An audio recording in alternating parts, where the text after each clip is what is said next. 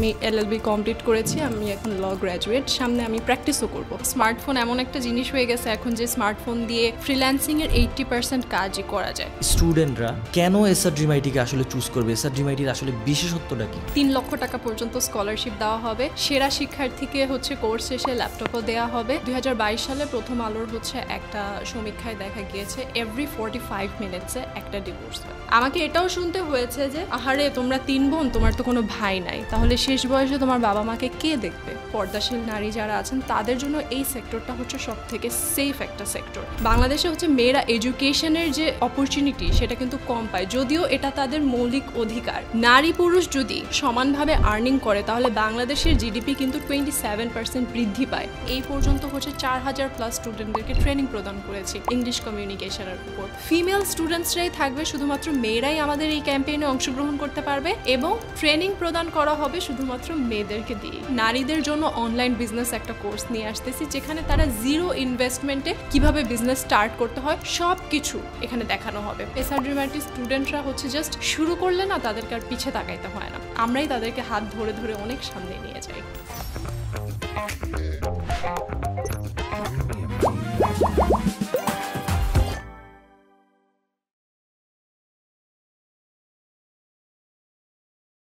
একজন নারী যেমন তার ভালোবাসা ও যত্ন দিয়ে একটি পরিবারকে গড়ে তুলতে পারেন, তেমনি নিজের মেধা ও নেতৃত্ব গুণ দিয়ে সমাজকে সামনের দিকে এগিয়ে নিতে অবদান রাখেন। কিন্তু দীর্ঘদিন ধরে সমাজের রক্ষণশীল দৃষ্টিভঙ্গি এবং নানান প্রতিকূলতা নারীদের মেধা বিকাশের পথকে থামিয়ে রেখেছিল। কিন্তু এখন সময় বদলেছে, নারীরা সকল ক্ষেত্রেই নিজেদেরকে প্রমাণ করেছে, তারা কোনো ক্ষেত্রেই পিছিয়ে নেই। আজ নারীরা শিক্ষা, আইন, চিকিৎসা, ব্যবসা কিংবা প্রযুক্তি প্রতিটি ক্ষেত্রেই নিজেদেরকে সমান দক্ষতার পরিচয় দিচ্ছেন এবং সাফল্যের দিকে নিজেদেরকে এগিয়ে নিয়ে যাচ্ছেন। আজকের পডকাস্টে আমাদের সাথে এমন একজন সফল নারী রয়েছেন যিনি শুধু আইন বিষয়ে পড়াশোনা শেষ করেননি, বরং SRDMIT-তে সিনিয়র এক্সিকিউটিভ অফিসার এবং ইংলিশ কমিউনিকেশন মেন্টর হিসেবে দায়িত্ব পালন করছেন, যিনি নিজের দক্ষতা, নিষ্ঠা ও আত্মবিশ্বাস দিয়ে হাজার হাজার তরুণ তরুণীকে সামনে এগিয়ে নিয়ে যাচ্ছে এবং শিক্ষার্থীদের আত্মবিশ্বাসী হয়ে গড়ে উঠতে সাহায্য করছে। অলরেডি হচ্ছে আমি আপনার পরিচয়টা কিন্তু অল্প একটু দিয়ে দিছি, তো এখন আপনি সবার সাথে আপনার পরিচয়টা দিয়ে শুরু করেন। আচ্ছা, আমার পরিচয়টা যদি শুরু করি তাহলে হচ্ছে আমি ঢাকাতেই জন্মগ্রহণ করি, ঢাকাতেই আমার বড় হয়ে ওঠা, অ্যান্ড আমার স্কুল কলেজ ছিল Viqarunnisa school and college. And then হচ্ছে আমি একটা স্ট্রাগল পিরিয়ডের মধ্যে দিয়ে যাই, পাবলিক ইউনিভার্সিটি ট্রাই করার পরও যখন হয় না, তারপর হচ্ছে ব্র্যাক ইউনিভার্সিটি থেকে LLB-টা কমপ্লিট করি। অ্যান্ড বর্তমানে আমি SRDMIT-তে senior executive officer and English program instructor হিসেবে কাজ করছি। এর পাশাপাশি আমার আরেকটা পরিচয় আছে, সেটা হচ্ছে আমি SRDMIT থেকে কন্টেন্ট ক্রিয়েটর হিসেবে একটা পরিচিতি লাভ করেছি, প্লাস হচ্ছে আমি একজন উদ্যোক্তা, আমার নিজের একটা ক্লোদিং বিজনেস আছে। আচ্ছা, আপনি হচ্ছে মূলত হচ্ছে কতদিনের মাথায় একটা আর্নিং স্টার্ট করছিলেন, এইটা হচ্ছে আমার একটু জানার দরকার। আচ্ছা, সো আমি তো ব্যাচ 10-এর স্টুডেন্ট ছিলাম SRDMIT-তে। ব্যাচ 10-এর স্টুডেন্ট তো আমাদের 3 মাসের বেশি ক্লাস হয়েছে। সো আমার ফার্স্ট আর্নিং ছিল, আমি বলবো যে 2000 টাকা ছিল মনে হয়, যে 3 মাসের মাথায় হচ্ছে ঈদের সময় হচ্ছে একটা কাজ পাই আমি, ক্যানভা দিয়ে হচ্ছে সেই কাজটা করি, ঠিক আছে, একটা রেস্টুরেন্টের মেনু ডিজাইন করি। এটা আমার ফার্স্ট কাজ ছিল। তার পাশাপাশি আমার এখনও মনে আছে আমার সেকেন্ড কাজ, সেটাও ওই কাজটা শেষ হওয়ার পরপরই আরেকটা পেজের আমি কাজ পাই সোশ্যাল মিডিয়া ম্যানেজার হিসেবে। টাকাটা এত কম ছিল কিন্তু আমার কাছে ওইটা তখন অনেক বেশি, আমার কিন্তু কোর্স ফি উঠে গেছে। হ্যাঁ, এখানে 2000 টাকা, আর এখন যে এরপরে যে কাজটা পাই সেটা হচ্ছে 3000 টাকার একটা কাজ, 5000 টাকা, আমার কোর্স ফি কিন্তু উঠে গেছে। 3000 টাকার কাজ, আমার বিশ্বাস করবেন না আপনি, সকাল থেকে আমি দিন নাই রাত নাই, আমি সারাদিন শুধু ওই কাজটা করতেছি, বিকজ ওইটার একটা ফাইনাল যে ফাইলটা ওইটা আমাকে সাবমিট করতে হবে তাদেরকে। এমন একটা মানে রাতের বেলা এসে আব্বুও বলতেছে আমাকে যে কি এমন কাজ করতেছো যে তোমার দিন নাই, খাওয়া নাই, রাত নাই, ঘুম নাই, কত টাকার কাজ এটা আমি তোমাকে দিই? না, টাকাটা এখানে মেইন কথা না, আমি যে কাজটা নিছি আমার এখানের কাজটা করে দিতে হবে, কমিটমেন্ট করে ফেলছি তো আমাকে এটা করতেই হবে। সো বিশ্বাস করেন আমি জাস্ট ঈদের ছুটি আমার মাটি, আমি ঈদের সময় জাস্ট ওই কাজটাই করছি, টানা 5 দিনে মনে হয় শেষ করতে পারছি, সারাদিন সারা রাত সেটা দিলাম। এই ছিল আমার প্রথম 2টা কাজ। তারপর থেকে আমি বলবো যে আমার আসলে আর বসে থাকতে হয় নাই কখনো। আমি কোর্স শেষ করার 1 মাসের মাথায় হচ্ছে আমি 17,000 টাকা ইনকাম করি। আমার ফার্স্ট মান্থের টোটাল ইনকাম যদি বলি তখন প্রথমে 17,000 টাকা, অ্যান্ড দেন আস্তে আস্তে যে সেই জিনিসটা বাড়তে থাকে। ফার্স্ট আর্নিংয়ের এক্সপিরিয়েন্সটা অনেক ভালো, কষ্ট হইলেও ভালো, কেন ভালো? এক ছিল আপনার ঈদ, দ্বিতীয়ত হচ্ছে আপনার ফার্স্ট আর্নিং, তো ঈদের আনন্দটা হয়তো বা প্রথম অবস্থায় হচ্ছে মাটি হয়ে গেছে, বাট তারপর আবার দ্বিগুণ হয়ে গেছে। ইট ফেল্ট অ্যামেজিং, মানে ফার্স্ট ইনকাম, ইট ফেল্ট অ্যামেজিং। এত কিছু যে করলেন, ইনকাম করলেন, ফার্স্ট ইনকাম করে এখন এসআরজিএমআইটিতে পার্মানেন্ট জব করতেছেন, তো বাবা মা আসলে এই যে আপনার যে পাওয়াটা, এইটা নিয়ে আসলে কতটা খুশি?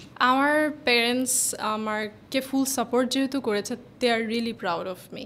হয়তো ওইভাবে প্রকাশ করে না, বাট আমি জানেন, বিশ্বাস করেন, আমি যখন যখন তাদেরকে পাস করি, হ্যাঁ, তখন দেখি যে তারা যখন ফোন স্ক্রল করে, তারা সারাদিন আমার ভিডিওস দেখে, তারা সারাদিন হচ্ছে ইভেন হচ্ছে আমার ক্লাসগুলো হচ্ছে তারা দেখতে চায় যে আমি কেমন ক্লাস করাচ্ছি, কোথায় তোমার ক্লাস তো দেখলাম না। তাদেরকে পরে বুঝাতে হয় ক্লাস তো আসলে এখানে থাকবে না, এটা হচ্ছে ড্যাশবোর্ডে থাকবে। তো সারাদিন আবার মানুষজনও হচ্ছে তাদেরকে পাঠায় যে ও খুব ভালো প্রেজেন্টেশন দেয়, ওকে দেখলাম ওই ইউনিভার্সিটিতে যে হচ্ছে স্পিকার হিসেবে গেছিলো, সো কিভাবে কি হলো, ভালোই তো করছে মেয়ে, দে ফিল অ্যামেজিং। প্লাস হচ্ছে এমনও হচ্ছে হয় যে কোনো জায়গায় আমার বাবা আমাকে নিয়ে গেলো, সে বলে আমার মেয়ে তো এখন খুব ব্যস্ত মানুষ, সে তো সারাদিন ব্যস্ত থাকে, ওর থেকে আমার টাইম বের করে নিয়ে আপনার এখানে আমি নিয়ে আসলাম ওকে। বিষয়টা এরকম হয়, তো আমার আসলে অনেক প্রাউড ফিল হয়। আমার মাও হচ্ছে, আমি তো সারা জীবন কৃতজ্ঞ থাকবো আমার মার প্রতি, কারণ ওই যে 5,000 টাকাটা প্রথমে সে আমাকে দিয়েছে বিশ্বাস করে, সেটা সে নাও দিতে পারতো আমাকে। প্লাস আমার বিজনেসের প্রথম যে পুঁজিটা, সেটা আমার বাবা দিয়েছে। সো আমি তাদের দুজনের কাছেই কৃতজ্ঞ থাকবো। এবং এখন লাস্টলি যেটা বলবো সেটা হচ্ছে আমি আমার হাজব্যান্ডের প্রতিও কৃতজ্ঞ, বিকজ এখন পর্যন্ত ফুল সাপোর্ট আমি পাচ্ছি। বিকজ আমি বলা যায় সারাদিন ব্যস্ত থাকি, সো সারাদিন ব্যস্ত থাকার পর আমি বললাম না যে মেয়েরা যে প্রবলেমগুলো ফেস করে, সেক্ষেত্রে আমার ওই প্রবলেমগুলো ফেস করতে হচ্ছে না, শুধুমাত্র ওই সাপোর্টের কারণে। একজন আসলে কি, মানে একটা বাবা মা আসলে কি চায়, সন্তানের কাছে লাখ লাখ টাকা কিন্তু আসলে চায় না, কোনো বাবা মাই চায় না, জাস্ট তারা চায় যে তাদের সন্তান একটু ভালো থাকুক। তো এই যে আপনি যেই অবস্থানে এখন আছেন, স্বাভাবিকত যখন আপনার বাবা বা মা যখন অন্য একজনের কাছে আপনার প্রশংসাটা শুনবে, এইটা থেকে বড় আনন্দের বিষয় তাদের কাছে কিছুই হতে পারে না। তো এমনও হয় যে খুবই একটা মানে রাগ হয়ে আছে এমন একটা পজিশনে, খুব মেজাজ খারাপ আমার, হঠাৎ করে একজন স্টুডেন্ট চলে আসলো, আপনি অর্নি ম্যাম না, তারপর আমার অটোমেটিক্যালি স্মাইল চলে আসে। সো এটাই আমার এখন, আমি বলবো আমার সব থেকে বড় পাওয়া হচ্ছে এটা। আর যখন মানুষ বলে যে you inspire me a lot, that's feel amazing. এর থেকে মানে ভালো ফিলিং এই পৃথিবীতে আর কিছু নেই। সেম আব্বুর সাথেও যখন যাই রেস্টুরেন্টে খেতে বসি, সেখানেও এসে বলে যে আপনাকে আমি দেখছি, আপনার ভিডিও আমি দেখছি, আমি একটু জানতে চাচ্ছিলাম এসআরজিএমআইটির প্রতি। সো এই যে ফিলিংটা, এটা মানে এক্সপ্লেইন করার মতো না। আচ্ছা, আপনি মূলত হচ্ছে আইন বিভাগের স্টুডেন্ট ছিলেন, তাই না? তো আইন বিভাগের স্টুডেন্ট থেকে আপনি কিভাবে এসআরজিএমআইটিতে আসলে মূলত আসলেন, এই জার্নিটা আসলে কেমনভাবে স্টার্টিং হয়েছিল?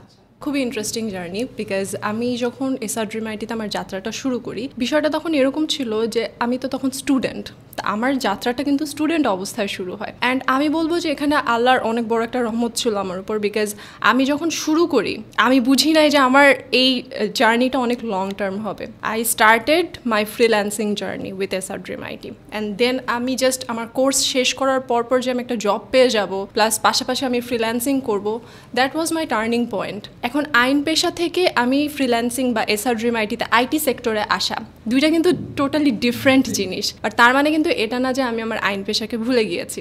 আমি এলএলবি কমপ্লিট করেছি, আমি এখন ল গ্র্যাজুয়েট, সামনে আমি প্র্যাকটিসও করব। বাট এই যে এসআরজিএমআইটিতে কাজ করা প্লাস ফ্রিল্যান্সিং করা, এই দুইটা জিনিসই হচ্ছে একসাথে ব্যালেন্স করাটা কিন্তু খুবই ইজি। কেন ইজি আমি বলি, এসআরজিএমআইটিতে কাজ করাটা খুবই ফ্লেক্সিবল। এখানে আমার ওয়ার্ক টাইমটা ডিফারেন্ট, এখানে আমি কাজ করে পাশাপাশি হচ্ছে আমি যেমন নিজের বিজনেসকে টাইম দিতে পারছি, তেমনই হচ্ছে আমি আমার পড়াশোনার যে বিষয়টা, সেটা কিন্তু এখন একটা কন্টিনিউয়াস প্রসেসে আছে, যেহেতু সামনে হচ্ছে বার এক্সাম। সো ওইটা কিন্তু একসাথে আমি চালিয়ে যাচ্ছি, এই ফ্লেক্সিবিলিটিটা আমার আছে। প্লাস পাশাপাশি ফ্রিল্যান্সিং তো আপনারা সবাই জানেন একটা মুক্ত পেশা, রাইট? আপনি যখন চাচ্ছেন, যখন ইচ্ছা আপনি তখন সেই কাজগুলো করতে পারছেন। সো এই যে আমি এতগুলো পরিচয় দিলাম, তার পাশাপাশি আমি এই যে এসআরজিএমআইটিতে এখন ইংলিশ প্রোগ্রাম ইনস্ট্রাক্টর হিসেবেও আছি, আমার কিন্তু অনেকগুলো রেসপন্সিবিলিটি। 24 ঘন্টা সময়ের মধ্যে আমি কিন্তু আমার প্রত্যেকটা কাজ একবার করে হলেও টাচ করি। সো এমন না যে আইন পেশা থেকে একবার এসআরজিএমআইটিতে চলে এসেছি, আমি বলা যায় যে জিনিসটাকে আমি ব্যালেন্স করেছি। মানে হচ্ছে আপনি টোটালি মাল্টিপল স্কিল ডেভেলপমেন্ট করে মাল্টিপল জায়গাতে কাজ করতেছেন, এইটা হচ্ছে সবচেয়ে বড় বিষয় বলা যায়। কিন্তু বিষয়টা কি, এখন দেখেন আমি কিন্তু আমার ল প্র্যাকটিসটা শুরু করি নাই এখনো। কখন শুরু করব? যখন আমি ওই জায়গায় নিজেকে আরও স্কিলড করতে পারবো, তাই না? আমি বার এক্সামটা পাস করব, তারপর হচ্ছে আমি প্র্যাকটিসটা শুরু করব। সো আমি 4 বছর ধরে SRDMIT সাথে আছি। আমি মাল্টিপল পজিশনে ছিলাম, মাল্টিপল পোস্টে আমি কাজ করেছি। আমি জুনিয়র মার্কেটিং এক্সিকিউটিভ, তারপর হচ্ছে স্টুডেন্ট রিলেশনশিপ অফিসার, তারপর হচ্ছে কোর্স কোঅর্ডিনেটর, এখন কি senior executive officer, and then হচ্ছে আমি ইংলিশ প্রোগ্রাম ইনস্ট্রাক্টর। তার মানে হচ্ছে আপনার যাত্রাটা আসলে কত বছরের? মোর দেন 4 ইয়ার্স। SRDMIT প্রতিষ্ঠা হয়েছে 5 বছর। 5 বছর। আমরা অলরেডি হচ্ছে কিছুদিন আগে হয়তো বা এটার একটা প্রোগ্রাম করা হয়েছিল, তাই না? তো এখন এইটার সাথে আপনারও হচ্ছে জার্নি 5 বছর। তা আমি এখানে আরও একটা বিষয় হচ্ছে লক্ষ্য করছিলাম, যেটা হচ্ছে আপনি ফ্রিল্যান্সিং ওয়ার্ডটা ইউজ করছেন। তো আমি হচ্ছে যতটুকু জানি বাংলাদেশে হচ্ছে প্রায় 9% ফিমেল হচ্ছে যারা হচ্ছে ফ্রিল্যান্সিং করে। এই বিষয়টা মানে নারীরা ফ্রিল্যান্সিং করতেছে, নারীরা হচ্ছে বিভিন্ন জায়গাতে আসে, স্বাস্থ্য, চিকিৎসা, তারপরে হচ্ছে আইন বিভাগে, যেমন আপনি হচ্ছে আইন বিভাগের স্টুডেন্ট, এখন হচ্ছে আপনি অলরেডি গ্র্যাজুয়েশনও কমপ্লিট করে ফেলছেন, কিছুদিন পরে হয়তো বা আপনি বার এক্সাম দিবেন। তো এই যে নারীদের যেই ফ্রিল্যান্সিংয়ের বিষয়টা বিভিন্ন জায়গাতে হচ্ছে তার স্কিল ডেভেলপমেন্ট করতেছে, এই বিষয়টাকে আপনি আসলে কিভাবে দেখেন? কত পার্সেন্ট বললেন? 9%। আচ্ছা, সো আপনি বললেন যে 9%। বাংলাদেশে যেটা হওয়ার কথা ছিল আরও অনেক বেশি। 9% ফ্রিল্যান্সিংয়ে হচ্ছে মেয়েদের পার্টিসিপেশনটাকে আমি খুবই কম হিসেবে দেখি, কারণ মেয়েদের জন্য এই সেক্টরটাই হওয়ার কথা ছিল সব থেকে সেফেস্ট প্লেস এটা, তাই না? বাইরে যেতে হয় না, আমরা মেয়েরা কিন্তু বাইরে নিরাপদ না।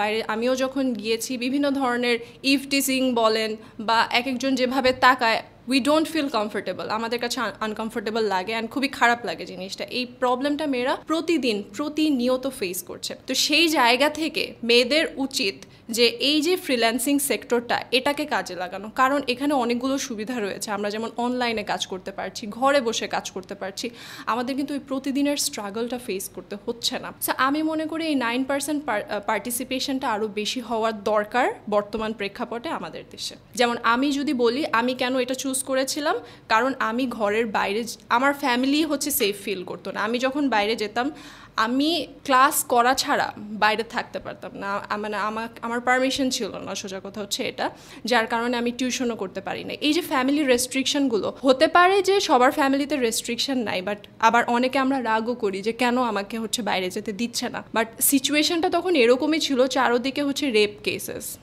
খবরে আসতেছে রেপ হচ্ছে, মেয়েরা কিডন্যাপ হচ্ছে, আজকে গুম হয়ে গেছে, কালকে সে নাই, ওর লাশ এখানে পড়ে আছে। এই যে এত ধরনের প্রবলেমস, বাসে হয়রানি, ট্রেনে হয়রানির শিকার, এই সব কিছুর নিউজগুলো না আমার প্যারেন্টসকে ট্রমাটাইজ করে ফেলছে, যার কারণে ওরা আসলে আমাকে বাইরে অ্যালাউ করতো না। অ্যান্ড দেন আমিও বুঝতে পারছি, আমার নিজেরও হচ্ছে একটু ভয়ই লাগতো।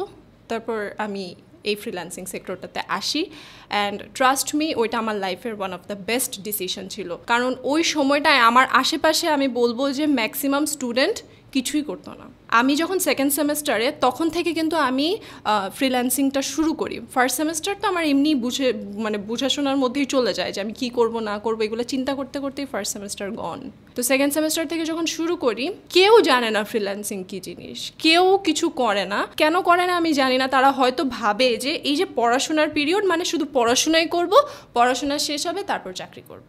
আমি যতটুকু হচ্ছে মানে আপনার সাথে আজকে কথা বলবো, আমি জানি যে অ্যাজ এ সাকসেসফুল ওমেন আপনি একজন উদ্যোক্তা, আপনি একজন মেন্টর।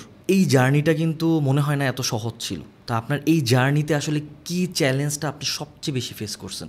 সব থেকে বড় চ্যালেঞ্জ সেটা হচ্ছে মেন্টালি একটা চ্যালেঞ্জ থাকে না, লাইক মানুষজন আপনাকে মেন্টালি অনেক ছোট করে ফেলে, আন্ডার এস্টিমেট করে ফেলে। ওইটা ছিল আমার লাইফের সব থেকে বড় চ্যালেঞ্জ। পড়াশোনার ক্ষেত্রেও আমি এটা ফেস করেছি।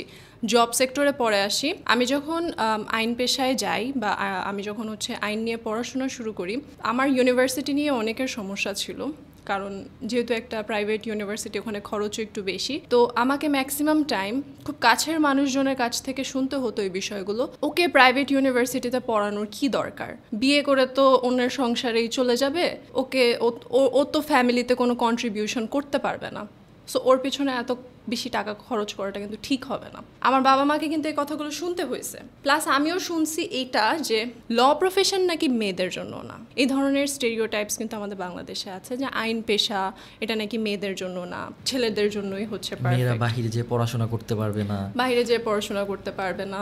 আবার প্রাইভেট ইউনিভার্সিটি হলেও সেটা যেহেতু ব্যয়বহুল, একটা মেয়ের পিছনে এত ইনভেস্ট করার কি দরকার। সো আমি এই পর্যন্ত পড়তে পেরেছি, আসতে পেরেছি কারণ আমার ফ্যামিলির ফুল সাপোর্ট ছিল। একটু চিন্তা করে দেখেন বাংলাদেশে কয়টা ফ্যামিলি আছে, কয়টা মেয়ে আছে যারা ফ্যামিলির ফুল সাপোর্ট পায়? অনেকেই পায় না। বাংলাদেশে হচ্ছে মেয়েরা এডুকেশনের যে অপরচুনিটি সেটা কিন্তু কম পায়, যদিও এটা তাদের মৌলিক অধিকার। আমরা কি জানি, আমাদের হচ্ছে কনস্টিটিউশনে আছে আর্টিকেল 28 সাব আর্টিকেল 2-তে লেখা আছে যে women should have the same right equal to men in all spheres. যেহেতু আমাদের লতে আছে, আইনে আছে এই বিষয়টা, তারপরেও কিন্তু বাংলাদেশের নারীরা হচ্ছে এই শিক্ষা ব্যবস্থায় পিছিয়ে আছে। কারণ তারা মনে করে যে মেয়েরা পড়াশোনা করে কি করবে, চাকরি তো করবে না, সংসারই তো করবে আলটিমেটলি। সো সংসার করার জন্য তো এত পড়াশোনা করার কোনো প্রয়োজন নাই। সেম আমি আমার পার্সোনাল লাইফের কথা বলি, আমি নিজেও এই কথাটাই ফেস করেছি যে ওকে দিয়ে তো চাকরি করাবেন না। আমার প্যারেন্টস এই কথা শুনেছে, বা ও তো চাকরি করবে না, তুমি তো চাকরি করতে পারবা না, করবা না একটা বিষয়, তুমি তো চাকরি করতে পারবা না, ল প্রফেশন তোমার জন্য না। তখন আমি একটা প্রশ্ন করেছিলাম, কেন আমার জন্য না? কারণ আমি গুছিয়ে কথা বলতে পারবো না, কারণ হচ্ছে আমি কোর্টে যে হচ্ছে ওই যে ডিফিকাল্টিস ওগুলো আমি ফেস করতে পারবো না, প্লাস হচ্ছে আমি এতজন মানুষের সামনে কথা বলতে পারবো না। আজকে আমি কোথায় আছি? একটা সেমিনারে যে আমি যদি হাজার হাজার মানুষের সামনে দাঁড়িয়ে কথা বলতে পারি, এই বয়স একজন ফ্রেশলি গ্র্যাজুয়েট হিসেবে, একটা স্পিকার হিসেবে পাবলিক ইউনিভার্সিটিতে যেয়ে যদি আমি স্পিচ দিতে পারি, তাহলে আমি কেন পারবো না? সো তাদের ওই প্রশ্নের উত্তরটা আমি আমার কর্ম দিয়ে দিয়েছি। আজকে আমি যেই পজিশনে আছি, ওরা আজকে প্রতিদিন আমার ভিডিওস দেখে না, ওরা এখন ওদের মধ্যে হয়তো কয়েকজনের রিয়ালাইজেশন এসেছে, তারা কয়েকজন বলে তুমি কিভাবে পারো, তুমি খুব সুন্দর প্রেজেন্টেশন করো। আবার অনেকে জাস্ট চুপ থাকে, কারণ তাদের কাছে আসলে আর বলার কিছু নাই। কারণ আমি আমার ওই যে ফ্লসটা যেটা ওরা হচ্ছে বলছে যে আমি মানুষের সামনে কথা বলতে পারবো না, এটা আমি কমপ্লিটলি তাদেরকে ভুল প্রমাণ করে ফেলছি। আসলে আমাদের সমাজে দুই ধরনের মানুষ থাকে, যারা কিনা স্বপ্ন পূরণের ক্ষেত্রে আপনাকে ফুল সাপোর্ট দিবে, আর সবচেয়ে বেশি যারা থাকে আপনার স্বপ্নটাকে ভেঙে চুরমার করে দেওয়ার জন্য হিউজ একটা সংখ্যার মানুষ আপনার পিছনে অলওয়েজই থাকবে। এটা হচ্ছে আমাদের সমাজ ব্যবস্থায় এটা হয়ে আসতেছে। একটা মেয়ে হলে জন্মাইলে দেখা গেছে যে, বা একটা গরিব ঘর থেকে আসলে তুমি কিছু পারবে না, তোমাকে দ্বারা কিছু হবে না, তুমি পড়াশোনা করে কি করবা, তোমার বয়স যখন 18 হবে তোমাকে বিয়ে দিয়ে দিব, তারপর তুমি স্বামীর সংসারে যাবা, ওইখানে যে তারা তোমাকে দেখাশোনা করবে, কেন আমরা তোমার পিছনে এত ইনভেস্ট করব। এই ধরনের যখন আমরা কিনা কথা শুনি, তখন কিন্তু আসলেই দেখা যায় যে আপনি যেরকম শুনে আসছেন আপনার প্রতিবেশীর কাছ থেকে, বিভিন্ন জনের কাছ থেকে, তখন কিন্তু একটা মানুষের স্বপ্ন দেখার আগেই কিন্তু স্বপ্নটা ভেঙে চুরমার। 100%। আপনি এই সব মানুষদেরকে আসলে কি বলবেন, কিংবা এই যে যারা হচ্ছে ভয় পাইতেছে যে স্বপ্ন দেখার জন্য, তাদেরকে আসলে আপনি কি বলবেন? আসলে আমার সবার উদ্দেশ্যেই কিছু কিছু কথা বলার আছে। ফার্স্টলি যদি আমি ফ্যামিলির উদ্দেশ্যে বলি, বা আমাদের আশেপাশের যারা নেগেটিভ মাইন্ডেড মানুষ আছেন তাদের জন্য বলি যে আপনারা নিজের ঘর থেকেই স্টার্ট করেন। আপনার ফ্যামিলিতে যে মেম্বার্স আছে, ছেলে হোক মেয়ে হোক, ঠিক আছে, সবাইকে ইকুয়াল রাইটস দেওয়ার চেষ্টা করেন। এডুকেশনের ক্ষেত্রে হোক, যে কোনো ক্ষেত্রে হোক, চাকরির ক্ষেত্রে হোক, কর্মক্ষেত্রে হোক, সকল ক্ষেত্রে তাদেরকে সেম প্রায়োরিটিটা দেওয়ার ট্রাই করেন। এটাতে কি হবে? বেনিফিট কিন্তু আপনাদেরই হবে। একটা ফ্যামিলিতে যদি নারী পুরুষ দুইজন আর্নিং করে, তাহলে কি ওই ফ্যামিলিটা একজন দুইটা আর্নিং পার্সেন্ট ওই ফ্যামিলিতে হয়, তাহলে কি ওই ফ্যামিলিটা কোনো অভাব ফিল করবে? ওখানে ইনকাম বাড়বে না? এই নর্মাল জিনিসটা মানুষ বুঝে না। মানুষ মনে করে যে না, মেয়েদের কাজ হচ্ছে শুধু রান্না করা, মেয়েদের কাজ হচ্ছে শুধু ঘরের কাজ করা, কিন্তু এর পাশাপাশিও যে কাজ করা যায়, এই যে যারা কাজ করছে, যারা ওয়ার্কিং ওমেন আছে, তারা কি বাসায় কোনো কাজ করে না? তারা কি ঘর সামলায় না? তো সংসারের পাশাপাশিও তো তাদের একটা লাইফ আছে, তো ওইটাকে প্রায়োরিটি দেওয়াটা উচিত। এখন বর্তমান সময়ে এসে 2025-26 সালে এসে এখন এই জিনিসগুলো করা উচিত। সো এই জন্য ফ্যামিলির সাপোর্টিভ হতে হবে, আর আশেপাশে নেগেটিভ মাইন্ডেড মানুষজন থাকবেই। আমি বলবো তাদেরকে কোনো উত্তর দিবেন না। আমি যেমন তাদেরকে কোনো উত্তর দেই নাই, কিন্তু এখন তারা 5 বছর পর এসে তারা দেখতেছে আমি কোথায় আছি, তারা কোথায় আছে, আমি কোথায় আছি। এই জিনিসটা কিন্তু আমার কর্ম দিয়ে আমি তাদেরকে প্রমাণ করে দিয়েছি। So prove your self with your work, your result will speak, তাই না? আপনার নিজেকে বলতে হবে না, নিজেকে প্রমাণ করেন। তারপরও দেখা যায় না যে অনেক সময় এই যে এই মানুষগুলোর জন্য এত বড় একটা, হয়তো বা কোনো একটা ছেলে বা মেয়ে একটা স্বপ্ন দেখা স্টার্ট করছে, তার আগেই হচ্ছে তার স্বপ্নটা শেষ হয়ে গেল। ওই মেয়েটা তো হয়তো বা 5 বছর পর বা 10 বছর পরে কিছু একটা ভালো কিছু করতে পারতো। যেমন আপনি তার জ্বলন্ত প্রমাণ, আজকে 5 বছর পরে আপনি এরকম ছিলেন না, তাই না? তো আজকে 5 বছর পরে আপনি এত মানে সাকসেসফুল ওমেন, আপনি হচ্ছে মেন্টর, ইংলিশ কমিউনিকেশন মেন্টর, আপনি উদ্যোক্তা, আপনি দেখা যায় যে বিভিন্ন সেমিনারে যে হচ্ছে হাজার হাজার স্টুডেন্টের সামনে কথা বলতেছেন, তাই না? তো আপনার যে এই যে একটা স্বপ্ন পূরণ হয়েছে, বাট সবাইকে, আমাদের সমাজের সবাইকে সাপোর্টিভ হওয়াটা উচিত। এক্স্যাক্টলি, সাপোর্টিভ হওয়াটাই হচ্ছে সবার উচিত। এটা আমি বলবো যে যারা ম্যারিড তাদের ক্ষেত্রে আমি হাজব্যান্ডদেরকে বলবো যে একটু সাপোর্ট করেন আপনাদের ওয়াইফকে, কারণ আলটিমেটলি কিন্তু আপনার সংসারেই হচ্ছে তারা বেনিফিট এনে দিবে। একটা শিক্ষিত মা কি, একটা শিক্ষিত সন্তান, একটা শিক্ষিত সমাজ কিন্তু পুরস্কার দিতে পারে, রাইট? এই বিষয়গুলো কিন্তু আমরা জানি, কিন্তু এগুলো আমরা আসলে বইয়েই পড়ি। রিয়াল লাইফ মেবি সম্রাট নেপোলিয়ন বা কেউ একজন বলেছিলেন যে আমাকে একটা শিক্ষিত মা দাও, আমি একটা তোমাদের শিক্ষিত জাতি দিব, রাইট? একজন মাই পারে সবকিছু করতে। এক্স্যাক্টলি। সো একজন মা যেমন সংসার সামলাতে পারে, তেমনই কিন্তু তার সন্তানদের শিক্ষিত করতে পারে। সে চাইলে তারও কিন্তু একটা ক্যারিয়ার আছে। আমি অনেক স্টুডেন্টদের সাথে কথা বলেছি, আমার যেহেতু এসআর ড্রিম আইটির সাথে জার্নি 5 বছরে অসংখ্য স্টুডেন্টের লাইফ স্টোরি আমার শোনা হয়েছে। বিশ্বাস করেন, এমন অনেক স্টোরি আমি শুনেছি। একজন হাউস ওয়াইফ, উনি শিক্ষিত, ঠিক আছে, উনি মাস্টার্স কমপ্লিট করেছে, উনি জাস্ট জবটা স্টার্ট করেছিল, তারপর হচ্ছে ওনার বেবি হওয়ার পর ওনার টিচিং প্রফেশনটা ওনাকে অফ করে দিতে হয়েছে। তারপর 20 বছর 25 বছর কেটে গেছে। তার মেয়ে হচ্ছে এইচএসসি কমপ্লিট করেছে, তার আরেকটা ছেলে এসএসসি দিবে। এই যে 25 ইয়ার্স উনি শুধু ওনার ছেলে মেয়েদের টাইম দিয়েছে। উনি ওই দিন আমার সাথে কথা বলতে যে শি ওয়াজ ক্রাইং যে আমার একটা ক্যারিয়ার ছিল, আমি এই সুযোগটা পাই নাই। আমি যদি সাপোর্ট পেতাম তাহলে কিন্তু আমি আমার সন্তানদের লালন পালনের পাশাপাশি আমি কিন্তু আমার প্রফেশনটাকে কন্টিনিউ করতে পারতাম, কিন্তু আমি ফ্যামিলি থেকে সেই সাপোর্টটুকু পাই নাই। আমাকে বলা হয়েছিল বাচ্চাদের ফুল টাইম দেওয়ার জন্য, প্লাস বাইরে যে কোনো কাজ করতে পারবো না, যার কারণে আমি আমার প্রফেশনটাকে হচ্ছে আমি আমার ক্যারিয়ারটাকে ডেভেলপ করতে পারি নাই। এই আফটার 20 ইয়ার্স, 20 or 22 ইয়ার্স উনি হচ্ছে ফ্রিল্যান্সিং সম্পর্কে জানে, and then she started her career. এই যে 22 বছর, তার জীবনের ওই 22টা বছর কি কেউ ফেরত এনে দিতে পারবে? কখনই এটা সম্ভবই না কারো দ্বারা। এটা কি possible? So she was crying. আমি নিজেও হচ্ছে চিন্তা করলাম যে একটা মেয়ে কতটা স্যাক্রিফাইস করে মানুষের জন্য, তার ফ্যামিলির জন্য। সো ওই হিসেবে তার ফ্যামিলির কি উচিত না তাকে একটু সাপোর্ট করা? আসলে মেয়েরা সুযোগ পায় না, অপরচুনিটি আমাদের দেশে, আমাদের বাংলাদেশে মেয়েদের জন্য অপরচুনিটিস খুবই খুবই খুবই কম, তারা সেই সুযোগটা পায় না। আমি যদি বলি মাদ্রাসার স্টুডেন্টদেরকে নিয়ে যদি আমি একটু কথা বলি, তাহলে মাদ্রাসার স্টুডেন্টরা হচ্ছে তারা ন্যাচারালি হচ্ছে তারা বাইরে যেয়ে কাজ করার মতো হচ্ছে তাদের ইচ্ছা থাকে না, তারা কাজ করতে চায় না বাইরে যেয়ে, কিন্তু তারা ঘরে বসে যে কিছু করবে সেই সাপোর্টটুকু তারা পায় না। প্লাস তাদের নলেজের অভাব অবশ্যই আছে, বিকজ হচ্ছে তারা তো কম্পিউটার স্কিল সম্পর্কে জানে না, ওইরকম স্কিলড ওরা না। সো এই ক্ষেত্রে যেটা হয় সেটা হচ্ছে তারা পড়াশোনা কমপ্লিট করে আবারও হচ্ছে সেম যে একটা গণ্ডির মধ্যে আমরা থাকি না, যে পড়াশোনা কমপ্লিট করো, বিয়ে দাও, সংসার করো, এই পর্যন্তই কিন্তু একটা মেয়ের লাইফ। সো তারা যদি জানে যে ডিজিটাল স্কিল কি জিনিস, তাহলে কিন্তু তারা ঘরে বসেই তাদের পড়াশোনার পাশাপাশি হচ্ছে এই সেক্টরটাকে কাজে লাগাতে পারতো। সো আপু, এখন দেখা যায় যে অনেকেই হচ্ছে পর্দাশীল নারী কিংবা হচ্ছে রক্ষণশীল পরিবারের হচ্ছে জন্মগ্রহণ করছে বা বেরিয়ে উঠছে, তো তাদের জন্য কিন্তু বাহিরে যে কাজ করাটা খুবই ডিফিকাল্ট হয়ে যায়। সেই ক্ষেত্রে ধর্মীয় বিধিনিষেধ মেনে আসলে কিভাবে তারা তাদের কেরিয়ারটা হচ্ছে গড়ে তুলতে পারে? সো এখানে একটা কোয়েশ্চেন এর সাথে সাথেই চলে আসে, সেটা হচ্ছে যে মাদ্রাসার স্টুডেন্টরা যারা মনে করেন ধর্মীয় বিধিনিষেধ মেনে চলে, প্লাস হচ্ছে পর্দা করে যারা, তারা তো এমনিতেই হচ্ছে বাইরে যেয়ে কাজ করাটা তারা নিজেরা পার্সোনালি পছন্দ করে না, ফ্যামিলির সাপোর্ট সেটা পরের ব্যাপার। পর্দার আড়ালে থেকে তারা কিন্তু এই যে অনলাইন সেক্টরটা, ঘরে বসে কাজ করা, ঘরে বসে বিজনেস করা, এই জিনিসগুলো কিন্তু তারা করতে পারে, কিন্তু অনেকেই করতে পারছে না কারণ তাদের কি সুযোগের অভাব রয়েছে। আমাদের বাংলাদেশে সেই সুযোগগুলো তাদের সামনে থাকে না, যে সেই অপরচুনিটি পায় না, হয়তো একটা প্রপার গাইডলাইন পায় না। তার মনে অনেক ইচ্ছা যে সে কিছু করবে, তার হচ্ছে নিজের কিছু ইনকাম থাকবে, কিন্তু সে কিছু করতে পারে না বিকজ ওই এনাফ সুযোগটা তার কাছে নেই। আমাকে অনেকেই মেসেজ করে যে আপু আমি তো পর্দা করি, আমি হচ্ছে ক্যামেরার সামনে আসতে চাই না, সো এখানে কিভাবে কাজ করতে হয়, আমাদের এই ফ্রিল্যান্সিং সেক্টরটাতে জিজ্ঞেস করে যে এখানে আমি কিভাবে কাজ করতে হয়, এখানে কি যে ক্লাস করতে হয় নাকি কাজগুলো কিভাবে পাওয়া যায়, কোথায় যে কাজগুলো করতে হবে। সো এই যে বিষয় আশয়গুলো ফ্রিল্যান্সিং সেক্টর সম্পর্কে এখনও অনেকেই হচ্ছে জানে না, ঠিক আছে, তাদের পর্যন্ত হচ্ছে পৌঁছাতে পারে না এখনও সেই সুযোগগুলো, কারণ যার কারণে তারা এই জিনিসগুলোকে কাজে লাগাতে পারে না। সো এই পর্দা যারা করে, পর্দাশীল নারী যারা আছেন, তাদের জন্য এই সেক্টরটা হচ্ছে সব থেকে সেফ একটা সেক্টর। কেন সেফ? বিকজ বিকজ তারা এক তো পর্দা মেনটেন করতে পারছে, তাকে কোনো পুরুষের সামনেও আসতে হচ্ছে না, কারো সামনেই তাকে আসতে হচ্ছে না, অনলাইনে কমপ্লিটলি অনলাইনে ক্যামেরার পেছনে থেকে তারা ক্লাস করছে, কাজ শিখছে, কাজ প্র্যাকটিস করছে, হোমওয়ার্ক সাবমিট করছে, প্লাস তারা এই অনলাইনে হচ্ছে মার্কেট প্লেসে কাজগুলো শুরু করে দিতে পারছে।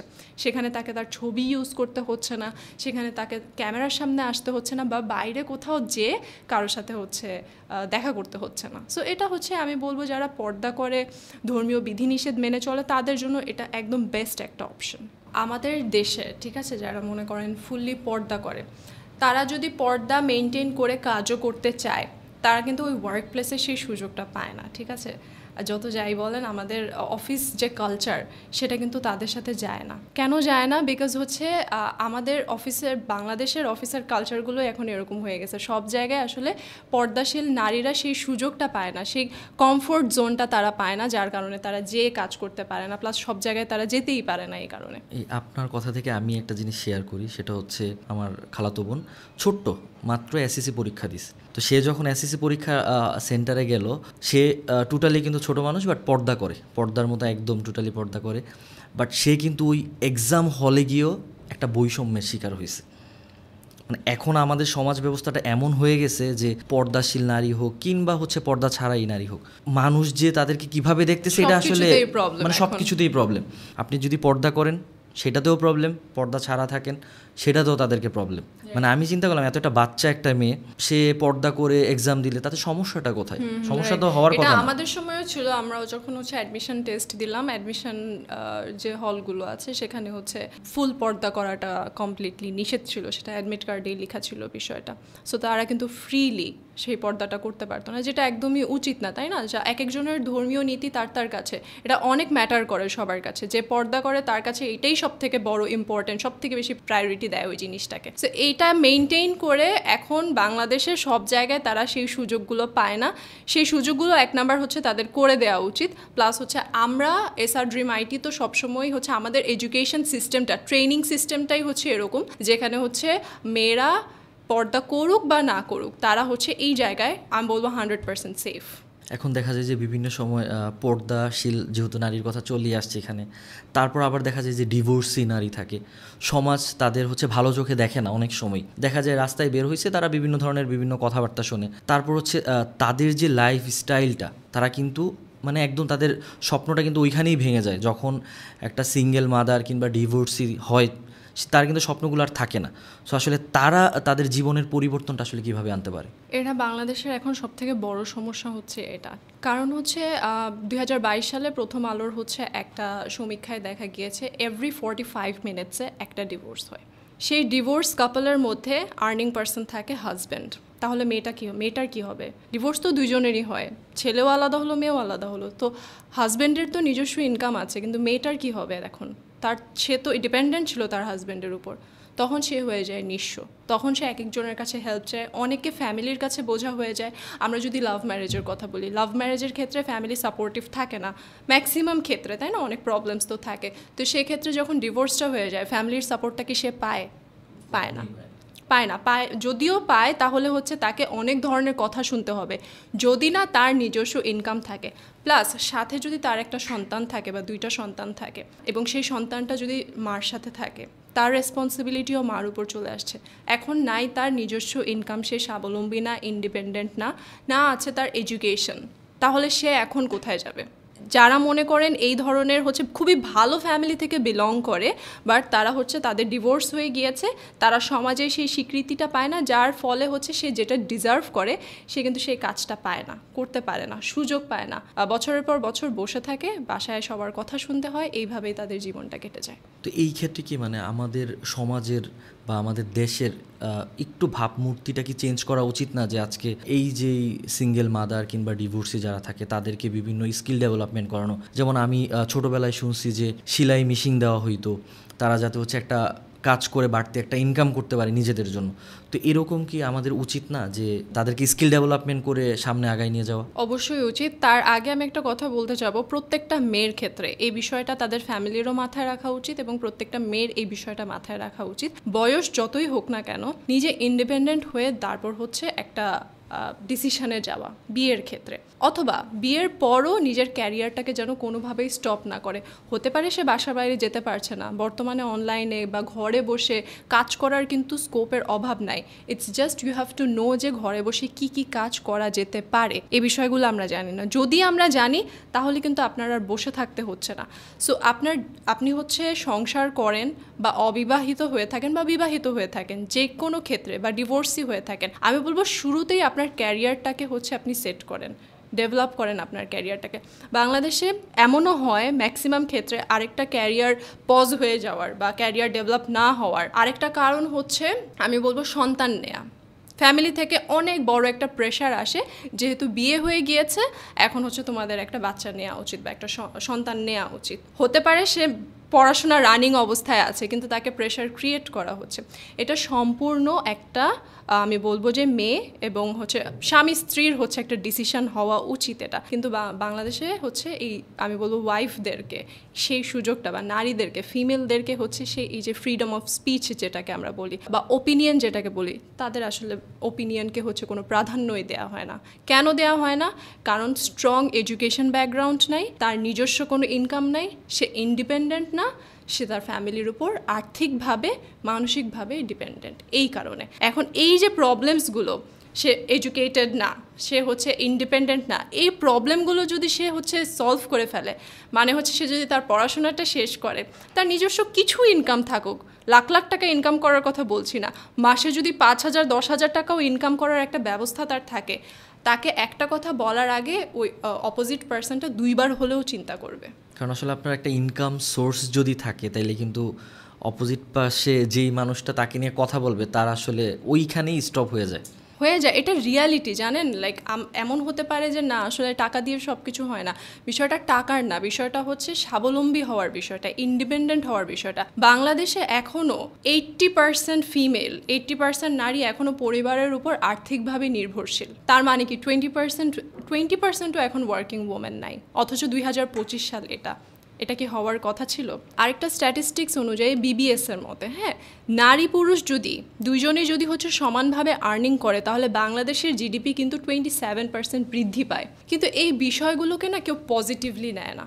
কেন নেয় না? যেখানে হচ্ছে আমাদের আইন বলে দিচ্ছে যে নারী পুরুষ সমান অধিকার, সেখানে হচ্ছে আমাদের বাংলাদেশে আসলে নারী অধিকার নিয়ে অনেক চর্চা হচ্ছে, বাট অ্যাকচুয়ালি প্র্যাকটিক্যালি যদি আমরা যাই, বাস্তব জীবনে যদি আমরা দেখি তারা আসলে কতটুকু সুযোগ পাচ্ছে। প্রত্যেকটা ঘরে যে দেখেন আপনার আশেপাশে, বেশি না 5টা ফ্যামিলিতে যান, যে দেখেন কয়টা ওয়ার্কিং ওমেন আছে। আমার বিল্ডিংয়ের কথা চিন্তা করি, আমি যে বাসে থাকি, আমি একা working women. Can you believe it? এটা কি পসিবল? মানে হচ্ছে একটা বিল্ডিং ধরেন 5 তলা, সেখানে হচ্ছে কয়টা ফ্যামিলি থাকে? ধরে নেন সেখানে 4টা 5টা ফ্যামিলি থাকে, ঠিক আছে? সেখানে অনেকগুলো মানুষ, আমি একা ওয়ার্কিং ওমেন।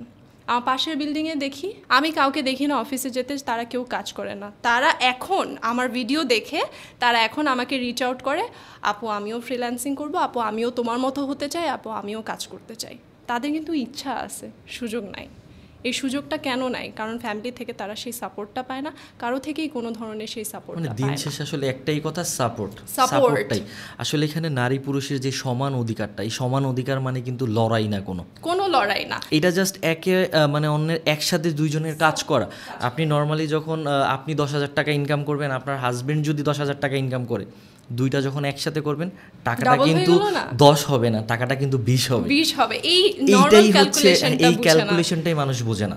তারপর নর্মালি চিন্তা করেন, আপনি গ্রামে যাবেন, কোনো সুবিধা নাই, আপনি শহরে আছেন, সব এডুকেশন সিস্টেম বলেন সব কিছুতে আপনি ফেসিলিটি পাচ্ছেন, বাট এই ক্ষেত্রে আমাদের একটা বৈষম্য হয়ে যায়। আপনি গ্রামের বা মফস্বলের যে বিষয়টা, সবচেয়ে বড় কথা, এখানে ঢাকাতে আপনি যেই ফেসিলিটিসগুলো পাবেন এইটা কিন্তু গ্রামে নাই।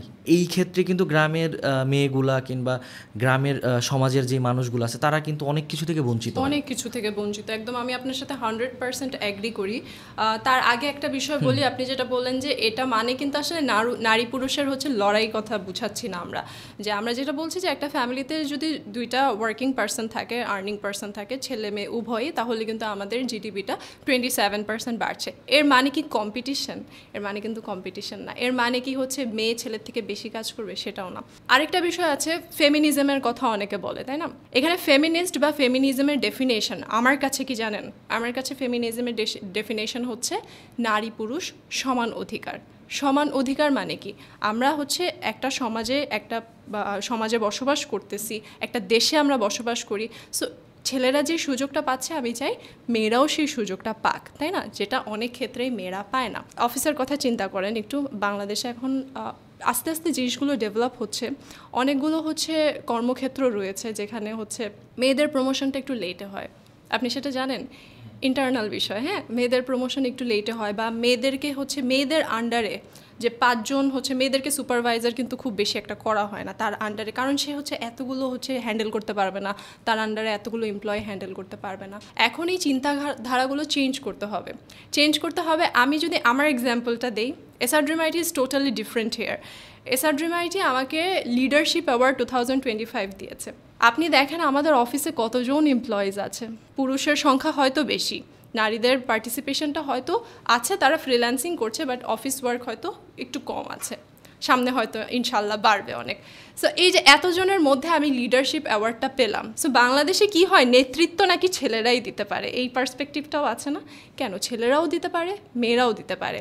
এই বৈষম্যটা হচ্ছে SR Dream IT দূর করেছে, কারণ আমি লিডারশিপ অ্যাওয়ার্ড 2025 পেয়েছি। তার মানে কি, আমি লিডারশিপ এক্সেলেন্সটা আমার মধ্যে আছে, সেই কোয়ালিটিটা আমার মধ্যে আছে, আমি নিজেকে প্রুভ করতে পেরেছি সেখানে। এই যে এতগুলো ক্যাম্পেইন, আমার কাজ কি? অনেকেই বলে যে আপনার কাজ কি? আপনার কাজ তো শুধু ভিডিও মেক করা। লাইক SR Dream IT-তে হচ্ছে অনেকে হচ্ছে আমি দেখি বাইরের মানুষজন একটু কমেন্ট করে আমার কাজ কি? আমার কাজ তো শুধু ভিডিও মেক করা। এই যে 5টা ক্যাম্পেইন আসলো, এই ক্যাম্পেইনের পিছনে হচ্ছে আমি বলবো দিন রাত পরিশ্রম কারা করে? আমরাই তো করি, অফিসের যারা আছেন সবাই মিলেই তো এই যে প্ল্যানিং বলেন, সব কিছু বলেন, কি সুযোগ সুবিধা দেওয়া যায় স্টুডেন্টদের জন্য, আরও বেশি কি করা যায়। সো এই সব কিছু তো আমরা সবাই মিলেই আলোচনা করি, তাই না? সো এই লিডারশিপ কোয়ালিটিটা কিন্তু আমার এখান থেকেই আসে। সো এখানে হচ্ছে আমি আরেকটা বিষয় প্রমাণ করে ফেলতে পারছি আমাকে নিজেকে, সেটা হচ্ছে আমি এই যে নেতৃত্বটা যে দিতে পারবো, এই বিষয়টা। এখন দেখেন, মানে আপনি নেতৃত্ব দিচ্ছেন, আপনি SR Dream IT senior executive officer, তারপর হচ্ছে আপনি আবার মেন্টর, তাই না? আবার হচ্ছে কি নতুন করে কন্টেন্ট ক্রিয়েটর, নতুন করে না, অনেক আগে থেকেই। তো এখানে দেখেন, এখন বর্তমান সমাজে কিন্তু আপনি হসপিটালে যান, সবার আগে দেখবেন মেয়ে ডক্টর। আমি যখন স্কুলে পড়ে আসছি, কিন্ডারগার্টেনে পড়ে আসছি, ওইখানেও টিচাররা বেশিরভাগই হচ্ছে ম্যাডাম ছিল আমাদের, হাই স্কুলেও সেম। তো এরকম সব জায়গাতেই কিন্তু এখন বর্তমানে যেই বাড়তেছে, পার্টিসিপেশনটা বাড়তেছে ডে বাই ডে। যেই সমাজ ব্যবস্থাটা বা আমাদের যে মনোভাবটা, এটা সবাই মানে চেঞ্জ করা উচিত। যদি আমরা সবাইকে সাপোর্ট করি, একে অপরকে যদি সাপোর্ট করতে পারি, আসলে কি একসাথে যদি আগাইতে পারি সব কিছুই সম্ভব, একটা পরিবর্তন সব কিছুই সম্ভব। যদি একসাথে না যাইতে পারি, কোনো কিছুই সম্ভব না। আমরা মেয়েরা আসলে কী চাই সব থেকে বেশি জানেন? সেটা হচ্ছে সাপোর্টটাই চাই। আমি যে বারবার সাপোর্টের কথা বলছি, বিকজ আমার মনে হয় না আমি এই পর্যন্ত আসতে পারতাম যদি না আমি আমার ফ্যামিলির সাপোর্ট, আমার হাজব্যান্ডের সাপোর্ট পেতাম। সো সাপোর্ট আর গাইডেন্স, এই দুইটা জিনিস হচ্ছে সব থেকে বেশি ইম্পর্ট্যান্ট। গাইডেন্সের কথা যদি বলি, আমার এই পর্যন্ত আসার পেছনে হচ্ছে 3টা জিনিস হচ্ছে অনেক বেশি কাজ করেছে। একটা হচ্ছে মেন্টরশিপ, নাম্বার 2 হচ্ছে ডিসিপ্লিন, সেন্স অফ ডিসিপ্লিন যেটা, আর নাম্বার 3 হচ্ছে সেন্স অফ কনসিস্টেন্সি।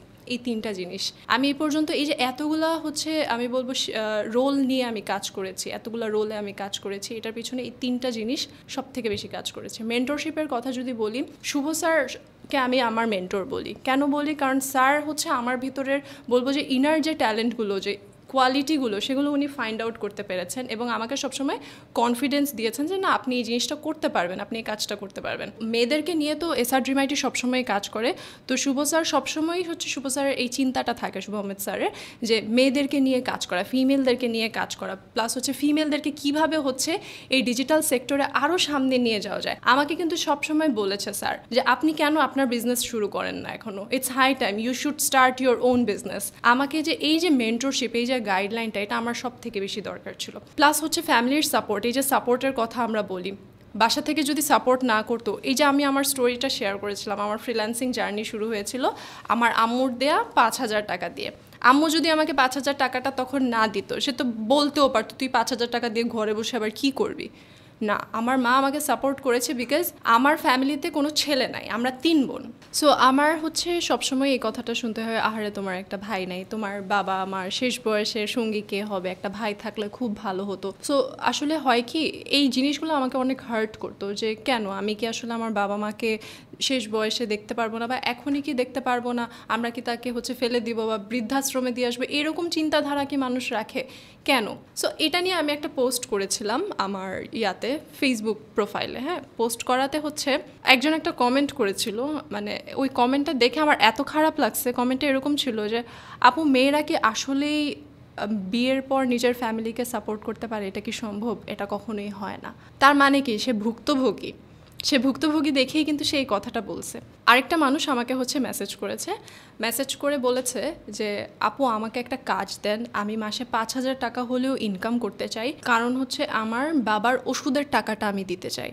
আমার হাজব্যান্ড এই ক্ষেত্রে একদমই সাপোর্টিভ না, তাকে আমার অনেক জবাবদিহি করতে হয়। আমার হাজব্যান্ড একদমই সাপোর্টিভ না এই ক্ষেত্রে, অ্যান্ড আমি আমার বাবাকে হেল্প করতে চাই, আমার ফ্যামিলিকে আমি একটু সাপোর্ট করতে চাই, মাসে 5,000 টাকা হলেও আমার বাবাকে ওষুধের জন্য আমি দিতে চাই। তার মানে আপনি জাস্ট একটু সিনারিওটা চিন্তা করে দেখেন, একটা মেয়ে কতটা হেল্পলেস হলে এই কথাটা বলে যে সে তার বাবার ওষুধের জন্য সে 5,000 টাকা হলেও ইনকাম করতে চায়, সে তার হাজব্যান্ডের কাছ থেকে সেই সাপোর্টটুকু পায় না। সো সব হাজব্যান্ড আসলে সাপোর্টিভ হয় না। এরকমই হচ্ছে আমাদের আরেকজন স্টুডেন্ট আছেন, উনিও মাদ্রাসার স্টুডেন্ট, দুইজনই হচ্ছে তারা মাদ্রাসার স্টুডেন্ট ছিলেন, হাজব্যান্ড অ্যান্ড ওয়াইফ। যে ফিমেল স্টুডেন্টটা, উনি এসে বলে যে টুকিটাকি কাজ করতে পারি, সারাক্ষণ কম্পিউটারের সামনে বসে থাকাটা আমার হাজব্যান্ড পছন্দ করে না। এই যে পছন্দ করে না কেন, আমার কোয়েশ্চেনটাই হচ্ছে এখানে, পছন্দ করে না কেন? সে কি খারাপ কিছু করছে? সে তো তার সংসারে কন্ট্রিবিউট করার জন্যই তো সে কিছু টাকা হলেও ইনকাম করছে, তাই না? তো তাকে সাপোর্ট করার জায়গায় কেন এই ওয়ার্ডটা ইউজ করা হচ্ছে যে সে পছন্দ করে না? সো সব মেয়েরা আসলে হাজব্যান্ডের কাছ থেকে সেই সাপোর্টটুকু পায় না, এই জন্য হলেও একটা মেয়েকে ইন্ডিপেন্ডেন্ট হতে হয়। অ্যান্ড এই যে আমি বললাম যাদের ফ্যামিলিতে হচ্ছে ছেলে নাই, তাদের এই স্টেরিওটাইপটা হচ্ছে চেঞ্জ করা উচিত, যে ছেলে না থাকলেও একটা মেয়েও কিন্তু পারে তার বাবা মার হচ্ছে সব দায়িত্ব নিজের কাঁধে নিতে। Women are not weak. মানুষ বাংলাদেশে যেটা মনে করে বা সকল জায়গায় যেটা মনে করে যে মেয়েরা আসলে মেন্টালি উইক, অ্যান্ড হচ্ছে আমি বলবো যে ইনকামের দিক থেকে ফিনান্সিয়ালিও হচ্ছে তারা নট স্টেবল। তারা কিন্তু চাইলেই ফিনান্সিয়ালি স্টেবল হতে পারে যদি আপনি একটু সাপোর্ট করেন। কিচ্ছু চায় না, জাস্ট চারপাশ থেকে একটু পজিটিভ কথাবার্তা, চারপাশ থেকে একটু সাপোর্ট অ্যান্ড একটা প্রপার সুযোগ। এই জিনিসটা যদিও এখন কমে গেছে কিছুটা আগের থেকে, মানে আগে হচ্ছে এই জিনিসটা বেশি ছিল, যে নির্যাতন, মানে মেয়েরা হচ্ছে নির্যাতনের শিকার হইতো, কিংবা আমাদের মা বা বোন যারা থাকতো, দেখা যায় বিয়ের পরে একটা কোনো না কোনো সময় হ্যারাসমেন্টের শিকার হয়, নির্যাতন হয়। তারা আসলে মানসিকভাবে প্রচণ্ড ভেঙে পড়ে যে তারা আসলে কি করবে, কোন দিকে যাবে। তাদের কিন্তু আসলে মাঝখানে একটা দেয়াল পড়ে যায় যে তারা আসলে কি করবে। তো এই ক্ষেত্রে আসলে আপনি এই বিষয়টাকে কিভাবে দেখেন? ভাইয়া, আমার মনে হয় না কমে গেছে। প্রতিদিন আমি ফেসবুকে জাস্ট আমি যাই আর আমি দেখি এক একজন লাইভে চলে এসে দেখাচ্ছে তার হাজব্যান্ড তাকে কতটুকু মারছে, তার হাজব্যান্ড, তার ফ্যামিলি মেম্বার্স সবাই মিলে তাকে হচ্ছে যে ধরনের মারধর করা হয়, এরকম আপনি বলবো ইনজুর্ড হয়ে লাইভে এসে মানুষ। এখন তো হচ্ছে ডিজিটাল যুগ, যেহেতু এখন আমরা জানতে পারি, আগের থেকেও হয়ে আসতেছে সব কিছু, তো আর আমরা জানতাম না। এখন মানুষ লাইভে আসে, ফেসবুকে পোস্ট করে। সবাই তো এটা প্রকাশও করে না, অনেকে এক্স্যাক্টলি মনে করেন, আমি বলবো 90%ই প্রকাশ করে না। তার মধ্যে কিছু মানুষ, সাহসী কিছু নারী, তারা এসে প্রতিবাদ করে। তারা মনে করেন তাদের কাছ থেকে আমরা জানি যে এটা আসলে এখনও কিন্তু এটা কোনোভাবেই আমি বলবো যে কমে নাই, এটা দিনে দিনে বাড়তেছে।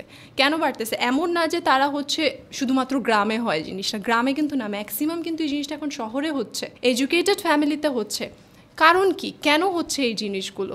একটা মেয়ে যদি ইন্ডিপেন্ডেন্ট হয়, তার গায়ে আমি বলবো হাত তোলার আগে সেই পুরুষটা 10 বার হলেও চিন্তা করবে। সো বাংলাদেশে হচ্ছে domestic violence protection and prevention order 2010 অনুযায়ী কিন্তু মেয়েদের কিন্তু প্রোটেকশন অর্ডার রয়েছে, রেসিডেন্স অর্ডার রয়েছে। তারপরও কিন্তু এই ভায়োলেন্সের যে বিষয়টা, দিনে দিনে কিন্তু এই ভায়োলেন্সটা বেড়েই যাচ্ছে, কোনোভাবে কিন্তু কমতেছে না।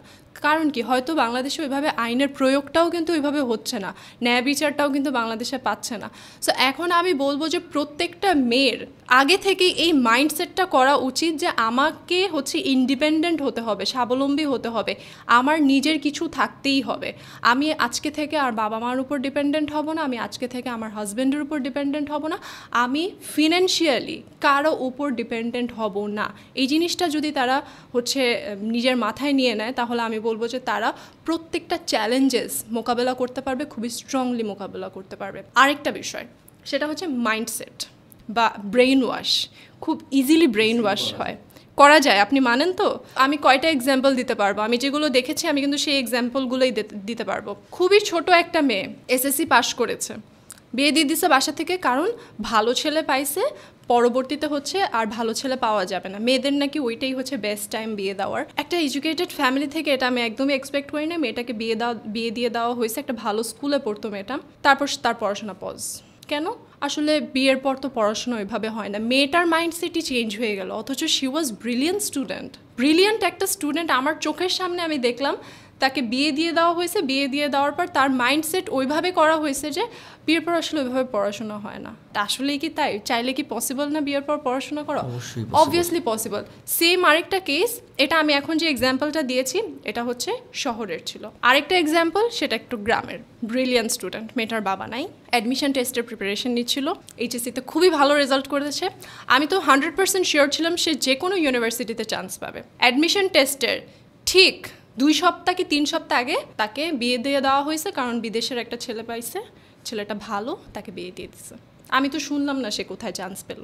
তারই এখন মাইন্ডসেটটা চেঞ্জ হয়ে গেছে, পড়াশোনার থেকে তার মনটা উঠে গেছে।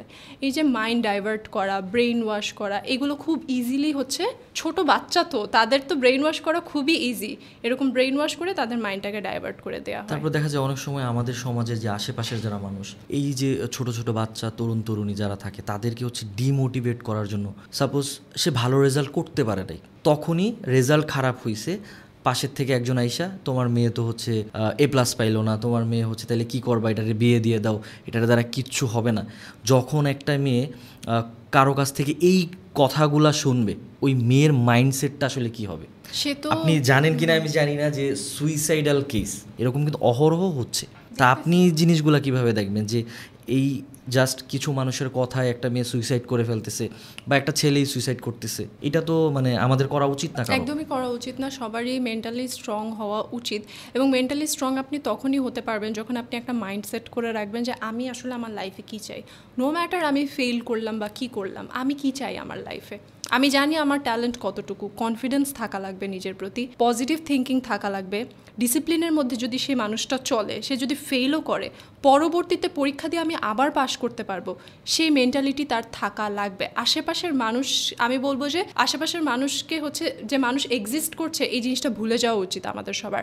কারণ এখন আমাদের বর্তমান সমাজ এরকমই যে মানুষ মোটিভেট করতে আসবে না, ভালো কথা কেউই বলতে আসবে না, উল্টো ডিমোটিভেটই করবে। মেয়েদের ক্ষেত্রে হলে বলবে যে ফেল করছে বিয়ে দিয়ে দাও, আর ছেলেদের ক্ষেত্রে হলে বলবে কি ফেল করছে, এই ছেলেকে দিয়ে কিচ্ছু হবে না, এই ছেলে বেকার থাকবে, এই ছেলেকে দিয়ে কিচ্ছু করা পসিবল, কাজে পাঠায় দাও, একটা দোকানে চাকরিতে দিয়ে দাও। বিদেশও তো মনে করেন এখন ওইভাবে পাঠানো তো যেহেতু ব্যয়বহুল, ছেলের পেছনে এত ইনভেস্টও করতে চায় না এখন কেউ, তো বিষয়গুলো এরকমই। সো আমাদের নিজেদেরকেই হচ্ছে নিজেদের পথ তৈরি করে নিতে হবে। ওই আশায় যদি থাকি যে আমি আপনার বাসায় যাব, তারপর আপনাকে আমি একটা সুযোগ দিব, আপনাকে আমি হাত ধরে নিয়ে ওখানে ভর্তি করায় দিয়ে আসবো, হাত ধরে নিয়ে কাজে নিয়ে যাব, তাহলে কিন্তু হবে না। আপনার নিজের মাইন্ডসেট করা লাগবে যে আপনি কি চান লাইফে, আপনি কি করবেন লাইফে। আপনার যদি মাইন্ডসেট ক্লিয়ার থাকে, you can do anything. Fail করেন একবার কেন, 10 বার ফেল করেন, কিন্তু 11 বার পাস করতে পারবো, সেই মেন্টালিটিটা রাখেন।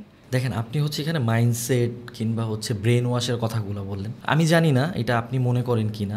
আমি মাঝে মধ্যেই মনে করি যে অনেক ক্ষেত্রে মেয়েদের হচ্ছে দেখা যায় যে মানে একটু বোকা শোকা টাইপের হয়ে যায় অনেক সময়। সে সব কিছুতেই ঠিক আছে, সে ব্রিলিয়েন্ট, সব কিছুই ঠিক আছে, বাট অনেক সময় নিজের যে চিন্তাভাবনাটা সে নিজেই নষ্ট করে দেয়।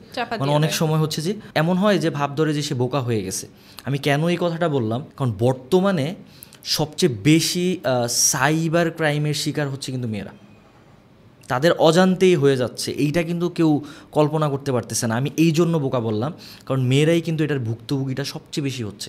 রাইট, এই জন্য হচ্ছে থাকে না যে ইমোশনাল যে মাইন্ডসেটটা, ওইটাকে আমাদেরকে একটু ঠিক করতে হবে। খুব বেশি ইমোশনাল হওয়া যাবে না, আমি বলবো ইমোশনাল হওয়াই যাবে না। মানে গায়ের চামড়া হতে হবে গন্ডারের মতো, মানুষ যাই বলুক গায়ে লাগবে না, এরকম হতে হবে। যদি গায়ে লাগে সেটাকে জেদ হিসেবে নেবেন, সেটাকে হচ্ছে প্রমাণ করে দেখাবেন। এখন সাইবার সিকিউরিটির কথা যেটা বললেন সেটা হচ্ছে এক্ষেত্রে আমি বলবো যে মেয়েদের এই বিষয়ে নলেজ থাকাটা দরকার। সাইবার সিকিউরিটির বিষয়টা যে এ থেকে জেড এই বিষয়ে তাদের যদি নলেজ থাকে তাহলে আমি বলবো যে তারা এই সাইবার ক্রাইমের হচ্ছে শিকার তারা হবে না, ঠিক আছে। এখন বাংলাদেশে তো আমি তো চারপাশ থেকে হচ্ছে মানুষ এখন তো অনলাইনে হ্যারাসমেন্ট করতেছে, চারপাশ থেকে ব্ল্যাকমেইল করা হচ্ছে। সো প্রযুক্তি সম্পর্কে মানে জ্ঞান থাকা লাগবে, তাহলে আমি বলবো যে সে এই চ্যালেঞ্জেসগুলো বা এই প্রবলেমগুলো সে হচ্ছে ওভারকাম করতে পারবে। যেমন হচ্ছে আমরা অনেকেই জানি না যে এই বাংলাদেশে কি সাইবার ল হচ্ছে এক্সিস্ট করে। সাইবার ল সম্পর্কেও আপনার জানতে হবে, সাইবার সিকিউরিটি হচ্ছে কিভাবে আপনি মেনটেন করবেন সে সম্পর্কেও আপনার জানতে হবে। প্লাস আমরা যদি এই যে সাইবার ল নিয়ে যদি একটা অ্যাওয়ারনেস ক্রিয়েট করি, সেক্ষেত্রে আমি বলবো যে ছেলেরা বলেন মেয়েরা বলেন বা যারা এরকম হ্যারাসমেন্ট করে তারাও একটু সচেতন হবে যে এই ক্ষেত্রে আমার শাস্তি হতে পারে, পানিশমেন্ট হতে পারে, এই কাজগুলো করা যাবে না। তারাও হচ্ছে আমি বলবো যে একটু অ্যাওয়্যার হবে। মানে এটা আমাদের মানে সবার কাছে, সমাজের কাছে বা দেশের কাছে এটা তুলে ধরতে হবে, অ্যাওয়ারনেসটা ক্রিয়েট করতে হবে। তো এটাই হচ্ছে মেইন বিষয়। আচ্ছা, আমাদের সমাজে হচ্ছে একটা জিনিস হচ্ছে প্রচলিত আছে যে মেয়েরা ব্যবসা করতে পারবে না, ব্যবসা মানেই ছেলেরা করতে হবে, এটা ছেলে ছাড়া কোনোভাবেই সম্ভব না। আর ব্যবসা করতে হইলে পড়াশোনা জানা লাগবে না, যদি পড়াশোনা করো, মানে এখানে দুই টাইপের, মেয়ে হইলে ব্যবসা করতে পারবে না, আর যদি তুমি পড়াশোনা করে থাকো ভালো করে তাইলে তো ব্যবসা করতেই পারবে না, তোমাকে দ্বারা ব্যবসা হবেই না। মানে ব্যবসা করতে হইলে আমাকে মূর্খ থাকতে হবে, তাইলেই আমি পারবো। তো এই বিষয়টা আসলে আপনি কিভাবে দেখবেন বা কি বলবেন মানুষকে? ব্যবসার ক্ষেত্রে আমি বলবো যে ছেলে মেয়ে কোনোটাই ম্যাটার করে না, সব থেকে বেশি যেটা ম্যাটার করে এখানেও হচ্ছে মাইন্ডসেটটা। আপনার বিজনেস মাইন্ডেড হতে হবে, বিজনেস বুঝতে হবে আপনাকে। আপনি যদি বিজনেস বুঝেন তাহলে আপনি বিজনেস করতে পারবেন, এখন আপনি ছেলে হন বা মেয়ে হন। বাট এই ক্ষেত্রে যে প্রবলেমসগুলো সেটা যদি আমি আপনাকে একটু বলি, সেটা হচ্ছে সুযোগ সুবিধা বা প্রবলেমস যেগুলো, ছেলেরা তো মনে করেন যে তাদের লাইফে কিছু করতে হবে, এই জিনিসটা তাদের ছোটোকাল থেকেই শেখানো হয়। মেয়েদেরকে কিন্তু ছোটোকাল থেকে জিনিসটা শেখানো হয় না যে তোমার কিছু করতে হবে, তোমার নিজের পায়ে দাঁড়াতে হবে, তোমার ইন্ডিপেন্ডেন্ট হতে হবে, তোমার একটা নিজস্ব ইনকাম থাকতে হবে। এটা মেয়েদের শেখানো হয় না, এটা ছেলেদের যেহেতু শেখানো হয় তাদের কিন্তু একটা বিজনেস মাইন্ডসেট ছোটোকাল থেকেই কিন্তু গ্রো করে। অনেকেই হচ্ছে ছোটোকাল থেকে আমি দেখেছি ছেলেরাই তারাই বলছে যে আমার নিজের একটা কোম্পানি থাকবে, অমুক কোম্পানি থাকবে, গোলটা সেট করে ফেলে। সো মেয়েরা সেটা করে না। কেন করে না? ওই যে ছোটোকাল থেকে তাদের মাথার মধ্যে ঘুরে যে ওই সময় পড়াশোনা শেষ হলে তাকে বিয়ে দিয়ে দেওয়া হবে বা বিয়ে হবে তার, সেটাই হচ্ছে তার জীবনের অনেক বড় একটা স্বপ্ন হয়ে দাঁড়ায়, তাই না? ব্যবসায়ের ক্ষেত্রে মেয়েরা যদি ব্যবসা করতে পারে, খুবই ভালো মতো করতে পারে। আমরা আশেপাশে জাস্ট একটু তাকাই, অনেক ফিমেল এন্টারপ্রেনার আছে, তাই না? সাকসেসফুলি বিজনেস করছে তারা। সো মেয়েরা চাইলেও বিজনেস শুরু করতে পারে না, এর সব থেকে বড় কারণ হচ্ছে প্রপার গাইডেন্সের অভাব। লাইক সে বিজনেস আইডিয়া আছে তার, কিন্তু সোর্সিংটা তার কাছে নাই। সে কিভাবে প্রোডাক্ট সোর্স করবে ওই নলেজটা তার নাই, এটার জন্য তার একটু গাইডেন্স দরকার। নাম্বার 2 হচ্ছে পুঁজির অভাব, তার কাছে তো ক্যাশ নাই, কে দিবে তাকে ক্যাশ? যদি হাজব্যান্ড দেয় বা বাবা যদি দেয় বা ফ্যামিলি যদি দেয় তাহলে ভালো, বাট ম্যাক্সিমাম ক্ষেত্রে এটা থাকে না। এরকম অনেক স্টোরি আছে যে 2000 টাকা থেকে হচ্ছে জাস্ট বিজনেসটা শুরু করছে। সো আপনি কিভাবে জিরো থেকে একটা বিজনেস শুরু করতে পারেন জিরো ইনভেস্টমেন্টে, আপনার সেই নলেজটা থাকতে হবে। নলেজ ওভার এভরিথিং, সকল ক্ষেত্রে আমাদের নলেজ হচ্ছে সব থেকে ইম্পর্টেন্ট। আপনি বিজনেস করেন, চাকরি করেন, যাই করেন না কেন, আপনার ওই সম্পর্কে স্কিলড হতে হবে, ওই সম্পর্কে আপনার প্রপার একটা ধারণা থাকতে হবে, নলেজ থাকতে হবে। বিজনেস যারা করবেন তাদের রিস্ক ম্যানেজমেন্ট বা হচ্ছে রিস্ক যে নিতে হয় ওই মাইন্ডসেটটা আপনার থাকা লাগবে, তাহলেই হচ্ছে বিজনেস করতে পারে। আর এই ক্ষেত্রে আমি বলবো যে নারী পুরুষ উভয় সফল হতে পারে, তাই না? যদি সে প্রপার গাইডেন্সটা পায়, সুযোগটা পায়। তো বর্তমানে দেখা যায় তরুণীরা বিশেষ করে যে তাদের কেরিয়ার গোলটা আসলে সেট করতে পারে না, সেই ক্ষেত্রে দেখা যায় আসলে তারা কি করবে, মানে ডিসিশনটা নিতে পারে না যে আসলে কি করবে তারা প্রপারলি, কিভাবে তাদের লাইফটা সেট করবে, গোলটা সেট করবে। তো তাদের উদ্দেশ্যে আসলে আপনি কি বলবেন? আচ্ছা, তাদের উদ্দেশ্যে আমি বলবো যে ফার্স্ট অফ অল হচ্ছে আপনি পড়াশোনা করে চাকরি করেন, ব্যবসা করেন, যাই করেন না কেন, আপনার যেটাই ইচ্ছা থাকে না কেন, আপনি জাস্ট কিছু টাকা ইনকাম করতে চাচ্ছেন, স্বাবলম্বী হতে চাচ্ছেন, ইন্ডিপেন্ডেন্ট হতে চাচ্ছেন। সো আপনাদের জন্য আমরা হচ্ছে সুযোগ ক্রিয়েট করে দিব। কিভাবে করব? আপনি জানেন আমরা 2022 সালে একটা ফিমেল ক্যাম্পেইন লঞ্চ করেছিলাম, যেখানে 2000+ নারীকে আমরা ট্রেনিং প্রদান করেছি এবং তারা বর্তমানে ম্যাক্সিমাম হচ্ছে অনেকে উদ্যোক্তা হিসেবে, অনেকে ফ্রিল্যান্সার হিসেবে, অনেকে ভালো কোনো কোম্পানিতে কিন্তু জব হোল্ডার হিসেবেও আছে। এটা কি মানে টাকা দিয়ে দিয়ে স্কিল ডেভেলপমেন্ট করছে নাকি সম্পূর্ণ ফ্রিতে, জাস্ট একটা হচ্ছে সামান্য রেজিস্ট্রেশন ফি সেটা দিতে হতো। সো আমরা যেটা সব থেকে বড় নিউজ, গুড নিউজ যেটা, সো এই ধরনের প্রবলেমসগুলো নিয়ে যখন আমরা আলোচনা করলাম যে বাংলাদেশে আসলে মেয়েরা এই ধরনের প্রবলেম ফেস করে, এবং সব থেকে বড় সেটা হচ্ছে সুযোগের অভাব। সো এটা চিন্তা করে এসআর ড্রিম আইটি একটা রেভলিউশন ক্রিয়েট করতে যাচ্ছে, সেটা হচ্ছে আমরা ফিমেল ফ্রিল্যান্সিং ক্যাম্পেইন 2 সেটা আমরা নিয়ে আসতেছি, যেখানে হচ্ছে খুবই স্পেশাল এটা, বিকজ আমরা এখানে আজকে কি কথা বললাম, আমরা কথা বললাম হচ্ছে পর্দাশীল নারী নিয়ে, সকল ধরনের মেয়েদেরকে নিয়ে আমরা কথা বলেছি। সো আমরা এইটাকে এমন একটা সিস্টেমে নিয়ে আসতে চাচ্ছি যেখানে হচ্ছে শুধুমাত্র ফিমেল স্টুডেন্টসরাই থাকবে, শুধুমাত্র মেয়েরাই আমাদের এই ক্যাম্পেইনে অংশগ্রহণ করতে পারবে, এবং ট্রেনিং প্রদান করা হবে শুধুমাত্র মেয়েদেরকে দিয়েই। সেখানে আমিও ট্রেনার হিসেবে থাকবো, আমাদের সাথে ওয়াসিকা ম্যামও হচ্ছে ট্রেনার হিসেবে থাকবেন। So female trainer, female student, female support trainer, অর্থাৎ একটা ফিমেল কমিউনিটি আমরা তৈরি করতে যাচ্ছি, একটা রেভলিউশন আমরা ক্রিয়েট করতে যাচ্ছি, যেখানে মেয়েরা ঘরে বসে অনলাইনে আমাদের সাথে যুক্ত হতে পারবে, অনলাইনে আমাদের সাথে ক্লাস করতে পারবে। এখন কোয়েশ্চেন হচ্ছে কি ক্লাস করবে তারা, যারা ঘরে বসে কিছু টাকা ইনকাম করতে চাচ্ছে। আমি বারবার এটা মেনশন করছি বিকজ ইন্ডিপেন্ডেন্ট হওয়াটা অনেক ইম্পর্টেন্ট। সো যারা ইন্ডিপেন্ডেন্ট হতে চাচ্ছেন তাদের কাছে অনেকগুলো অপশন আছে যে আপনি কি হতে চান। আপনি যদি ফ্রিল্যান্সিং করতে চান, আপনার জন্য ঘরে বসে ফ্রিল্যান্সিং কোর্স আমরা নিয়ে আসতেছি, যেখানে আপনি সম্পূর্ণ ঘরে বসে ফিমেল ট্রেনারের মাধ্যমে ট্রেনিং নিয়ে, আমাদের এখান থেকে সাপোর্ট নিয়ে, অনলাইনে ক্লাস করে আপনি হচ্ছে আমাদের এখান থেকে আপনার ক্যারিয়ারটাকে ডেভেলপ করতে পারবেন। শুধুমাত্র তাই না, আপনি যখন আপনার ক্যারিয়ারটা স্টার্ট করবেন, কাজ করা শুরু করবেন, তখন যে কোনো সাপোর্টের ক্ষেত্রে আপনি আমাদেরকে পাশে পাবেন। আপনাদের জন্য হচ্ছে ফিমেল সাপোর্ট ট্রেনার থাকবেন। আপনি যে কোনো সময় অনলাইনে জাস্ট জুমে জয়েন করে লিঙ্কে ক্লিক করে আমাদের সাপোর্টে এসে আপনার প্রবলেমটা শেয়ার করতে পারবেন এবং আমাদের কাছ থেকে হেল্প পাবেন। নট অনলি দ্যাট, আমরা যেটা করতে যাচ্ছি সেটা হচ্ছে আমরা একটা ফিমেল কমিউনিটি ক্রিয়েট করতে যাচ্ছি। এসআর ড্রিম আইটির ফিমেল কমিউনিটি আমরা তৈরি করতে যাচ্ছি। এটা একটা গ্রুপ হবে, প্রাইভেট গ্রুপ হবে, যেখানে আমরা একজন মেয়ে আরেকজন মেয়ের পাশে দাঁড়াবো। আমি আপনাকে শুরু থেকে কি বললাম যে একটা মেয়ের সব থেকে বেশি প্রয়োজন কি? Support, right?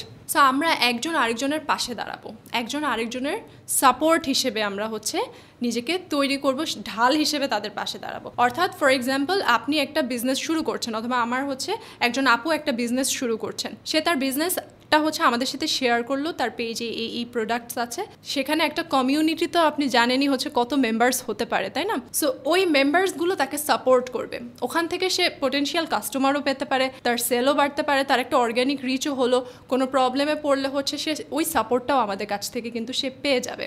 সেই সুযোগটা আমরা তাদেরকে তৈরি করে দিচ্ছি এই ফিমেল কমিউনিটির মাধ্যমে। দুই টাইপের হবে, মানে একটা হচ্ছে কমিউনিটি সাপোর্ট হচ্ছে, প্লাস হচ্ছে আপনাদের ডেডিকেটেড লাইফ সাপোর্ট হচ্ছে। আচ্ছা, ডেডিকেটেড লাইফ সাপোর্টও হবে এবং গ্রুপের মাধ্যমে 24/7 লাইফ টাইম এই সাপোর্টটা নিতে পারবে, যেখানে তারা এই গ্রুপে এসে তো সেলফ প্রমোশনও করতে পারছে, প্লাস হচ্ছে একজন আরেকজনকে সাপোর্ট করার সুযোগটাও পাচ্ছে। সো মেয়েদের এই জিনিসটাই সব থেকে বেশি ইম্পর্টেন্ট বলে আমি মনে করি, যে সাপোর্ট করার বিষয়টা। নট অনলি দ্যাট, আমি যেটা আপনাকে বললাম যে আমরা মেয়েরা বিজনেস শুরু করতে পারি না কি কারণে?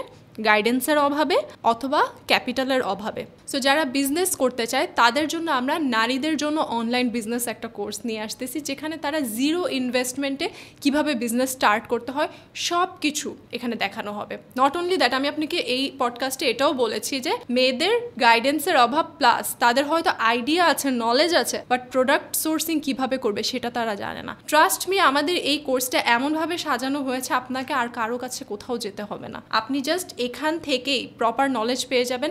আপনি যেই ধরনের বিজনেসই করেন না কেন, আপনাকে সকল ধরনের মার্কেট প্লেসের একটা আইডিয়া দেওয়া হবে যে আপনি কোথা থেকে কিভাবে প্রোডাক্ট সোর্সিং করতে পারেন, সেটা আপনার বিজনেসটাকে কিভাবে আপনি হচ্ছে স্টার্ট করতে পারেন, প্লাস হচ্ছে পরবর্তীতে কিভাবে সেটাকে গ্রো করতে পারেন, সেই সব কিছু আমাদের নারীদের জন্য অনলাইন বিজনেসের এই কোর্সটাতে ইনক্লুড করা হয়েছে। নট অনলি দ্যাট, খুব ভালো স্টার্ট আপ আইডিয়া থাকলে কিন্তু ফান্ডিংয়ের ব্যবস্থাও রয়েছে আমাদের এখান থেকে।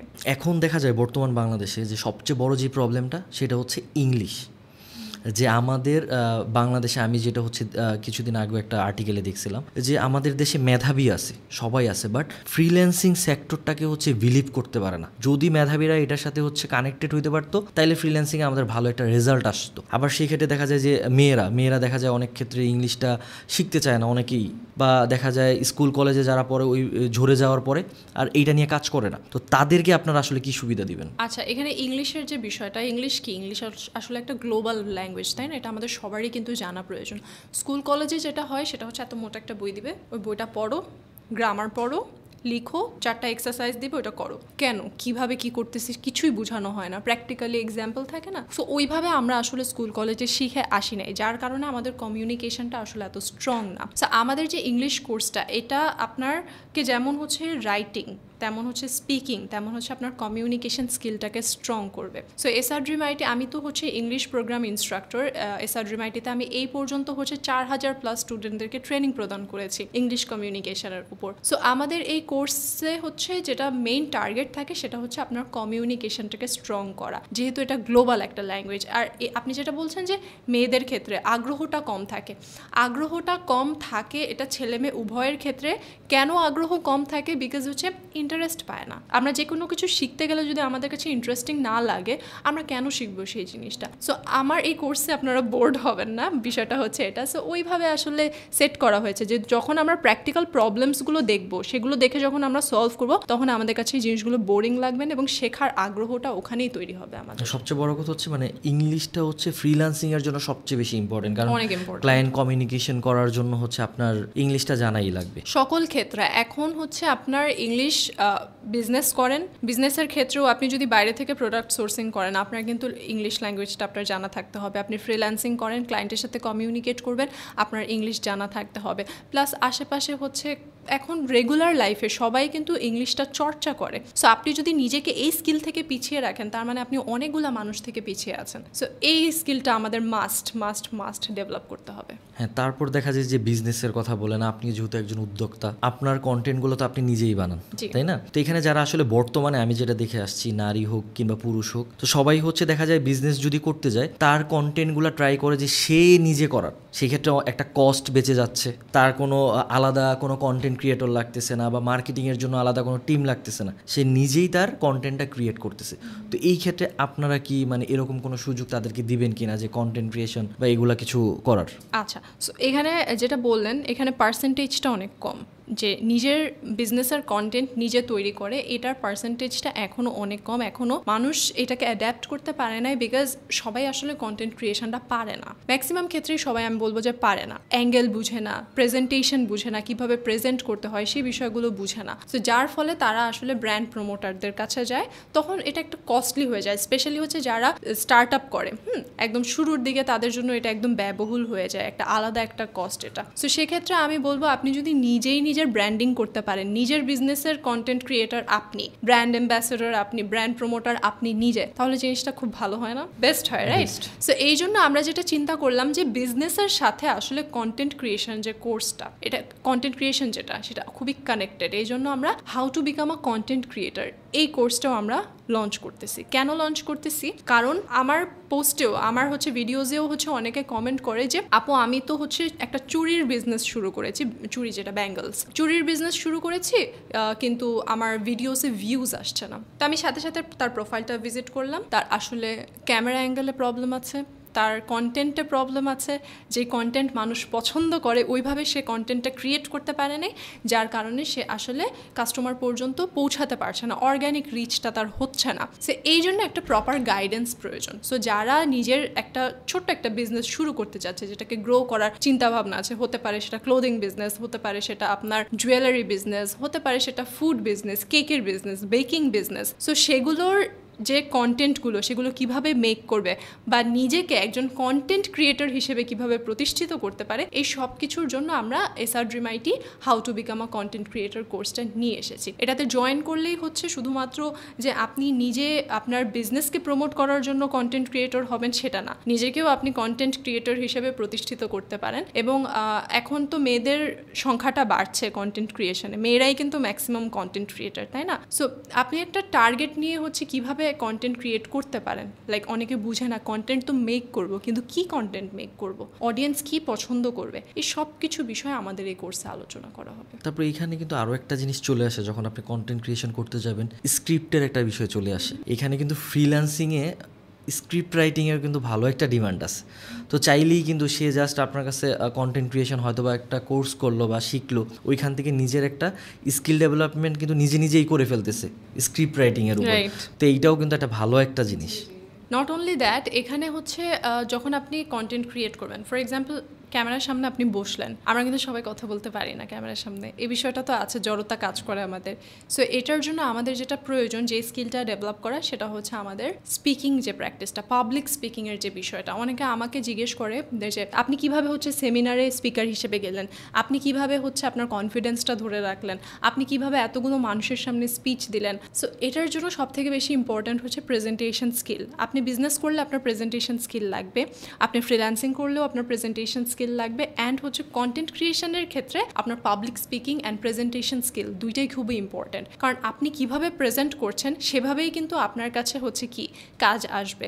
আপনি যদি নিজেকে একজন প্রতিষ্ঠিত কন্টেন্ট ক্রিয়েটর হিসেবে হচ্ছে তৈরি করতে চান, সেক্ষেত্রে আপনাকে মাস্ট প্রেজেন্টেশন স্কিল আপনার থাকতেই হবে, এবং এই প্রেজেন্টেশন স্কিলের সাথে সাথে পাবলিক স্পিকিংটা চলে আসে, কারণ আপনি তো ক্যামেরার সামনে কথা বলবেন। সো এগুলো কীভাবে কি বুস্ট আপ করবে, সেটার জন্য কিন্তু আমরা আরেকটা কোর্স হচ্ছে এখানে আনতেছি, সেটা হচ্ছে পাবলিক স্পিকিং অ্যান্ড প্রেজেন্টেশন স্কিলের যে কোর্সটা, সেটা।